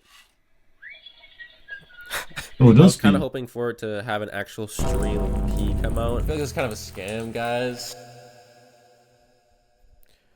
That's like one of those little robot dogs you get when you're like 5 that your parents get you for like Christmas or some shit that you get one time and you're bored. Because it doesn't do jack shit. Expensive part of the video. Everything past this point is worth over $100, okay? Also, while I was editing my footage, I realized how dirty my room was, and I actually cleaned it. I vacuumed it, I scrubbed the floors, I got a new lamp. I even changed my lights so I can get better lighting in my room. Look what I can do now. Look at this. Wow.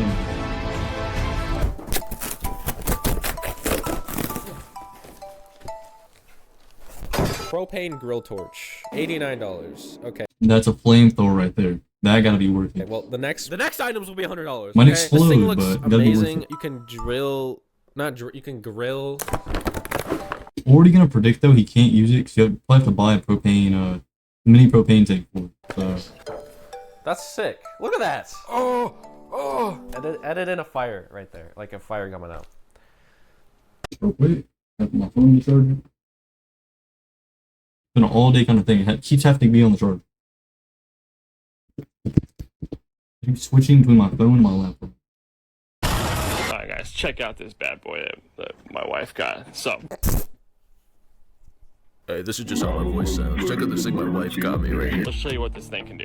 Okay, so we just turn it on. Alright guys, check out. The video just ends there. It just loops. Okay.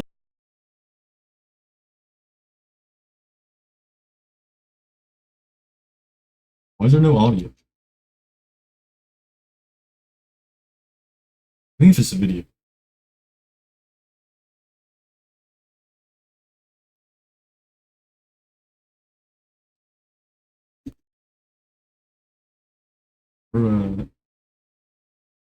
My footage, I realized how dirty my room was, and I actually cleaned. Yeah, it's just a video. It's not me. Yeah, dude. Medium rare. Is my steak gonna taste like propane after this? I mean, this is like the most peaceful thing I've ever done in my life. This is so nice, guys. I want to flip it. That looks fun as shit. Alright, I think it's done. Alright, this looks really good. That is like the perfect rarity. Is that medium rare? I did this as a joke because I thought it was gonna be like black. Oh my goodness, this is really good. I was not expecting that. All right. This one just came in the mail today. This is the Iron Hero MK5 wearable helmet. They can't use the word iron. Nah, every helmet with voice on it is always gonna be bad. Well, it's like, what are you gonna do with it? It's gonna say two things and it's just nothing. Iron Man, because I feel like they get sued to death. Like, unless you're going to like cosplay or some shit, this is useless. Like, what are you gonna do with it? Maybe it's like something in your background, but like, it does say it's really not worth it. It does say Iron Man on the box though, so this is sick. Oh my goodness, I'm just gonna wear it. My head's a little big for this. Jarvis, open. Jarvis, open. Jarvis. Open mask. This is worth the $150. This is worth the $150, guys. Turn on lights. Almost broken. That's so cool. Okay, what else can this do? Jarvis. Scan melanin levels. You are 80% melanated. Dang, alright, I guess I didn't know that. Hey, whoa, what the heck? Close mask. Scan this guy's balls. What the? Scan this guy's balls. What the crap is going on? I want you guys to try and guess what this is. It's kind of guitar shaped a little bit. Guys, make your guesses now. Yeah, it's just a shower panel tower system. Okay, Stainless steel well, 6-function faucet, LED rainfall, waterfall shower head, plus LED handheld though. sprayer, plus Kinda rain cool. massage body jets, plus tub spout black.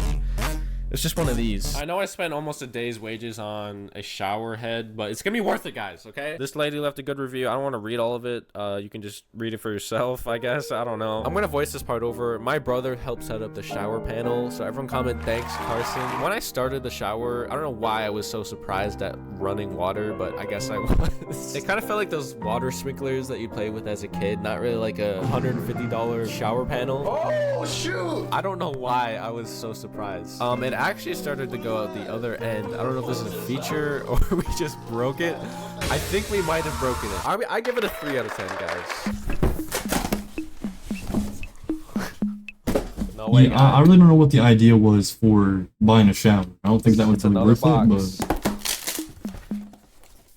Another box. Another box. No, I'm just kidding. Adjustable, multifunctional, cervical, and full body stretching device. They don't give you any information this on how one- this works, by the way. So Hold on, you what can you got use this this in a for? room with brown wood floors. You can use this in a room with white wood floors. You can use this in a room with a little different brown wood floors. This product is based on the principle of the patient's own endurance, strength, and should not excessively pulled in order to eager to seek success.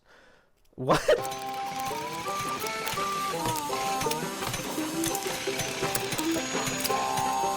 It didn't come with the little blue straps, but I don't think I need it. I go right here. I lock myself in. All right, guys, I'm ready to use this thing. I think I spin this.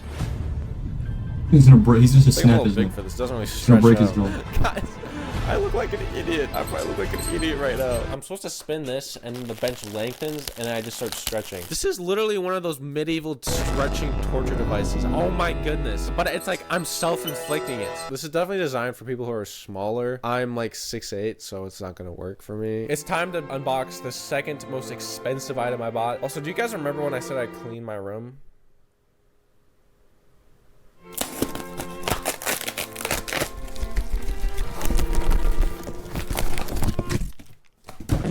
These are the Ooh, is it? Zooms self-balancing electric skates seen on Shark Tank. Okay. These might be kind of cool. I'm actually kind of excited for these. Top speed up to 7 miles an hour. Holy crap, dude.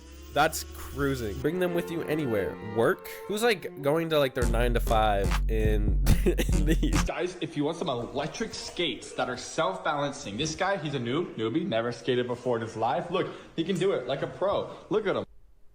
That was like a really abrupt cut. He definitely fell right after that. I think mine is defective. I don't know.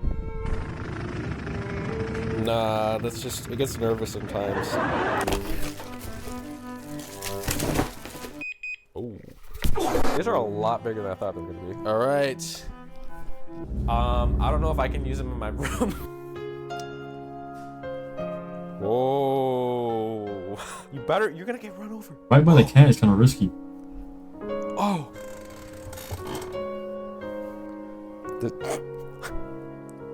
Get out of my way, bro. I'm gonna go full speed. I'm gonna max this thing out. I'm gonna max this 7 miles an hour out. It's kind of cool. It's just a worse cover mode. Oh. I think you guys know what time it is. In my hand is the most expensive TikTok item. The $1 billion item, okay? These are the Rokid Max AR glasses. It was on sale for $400 when I bought it. When I first saw it, it was $600. So let's just say it was $600, okay? So the only thing this does is...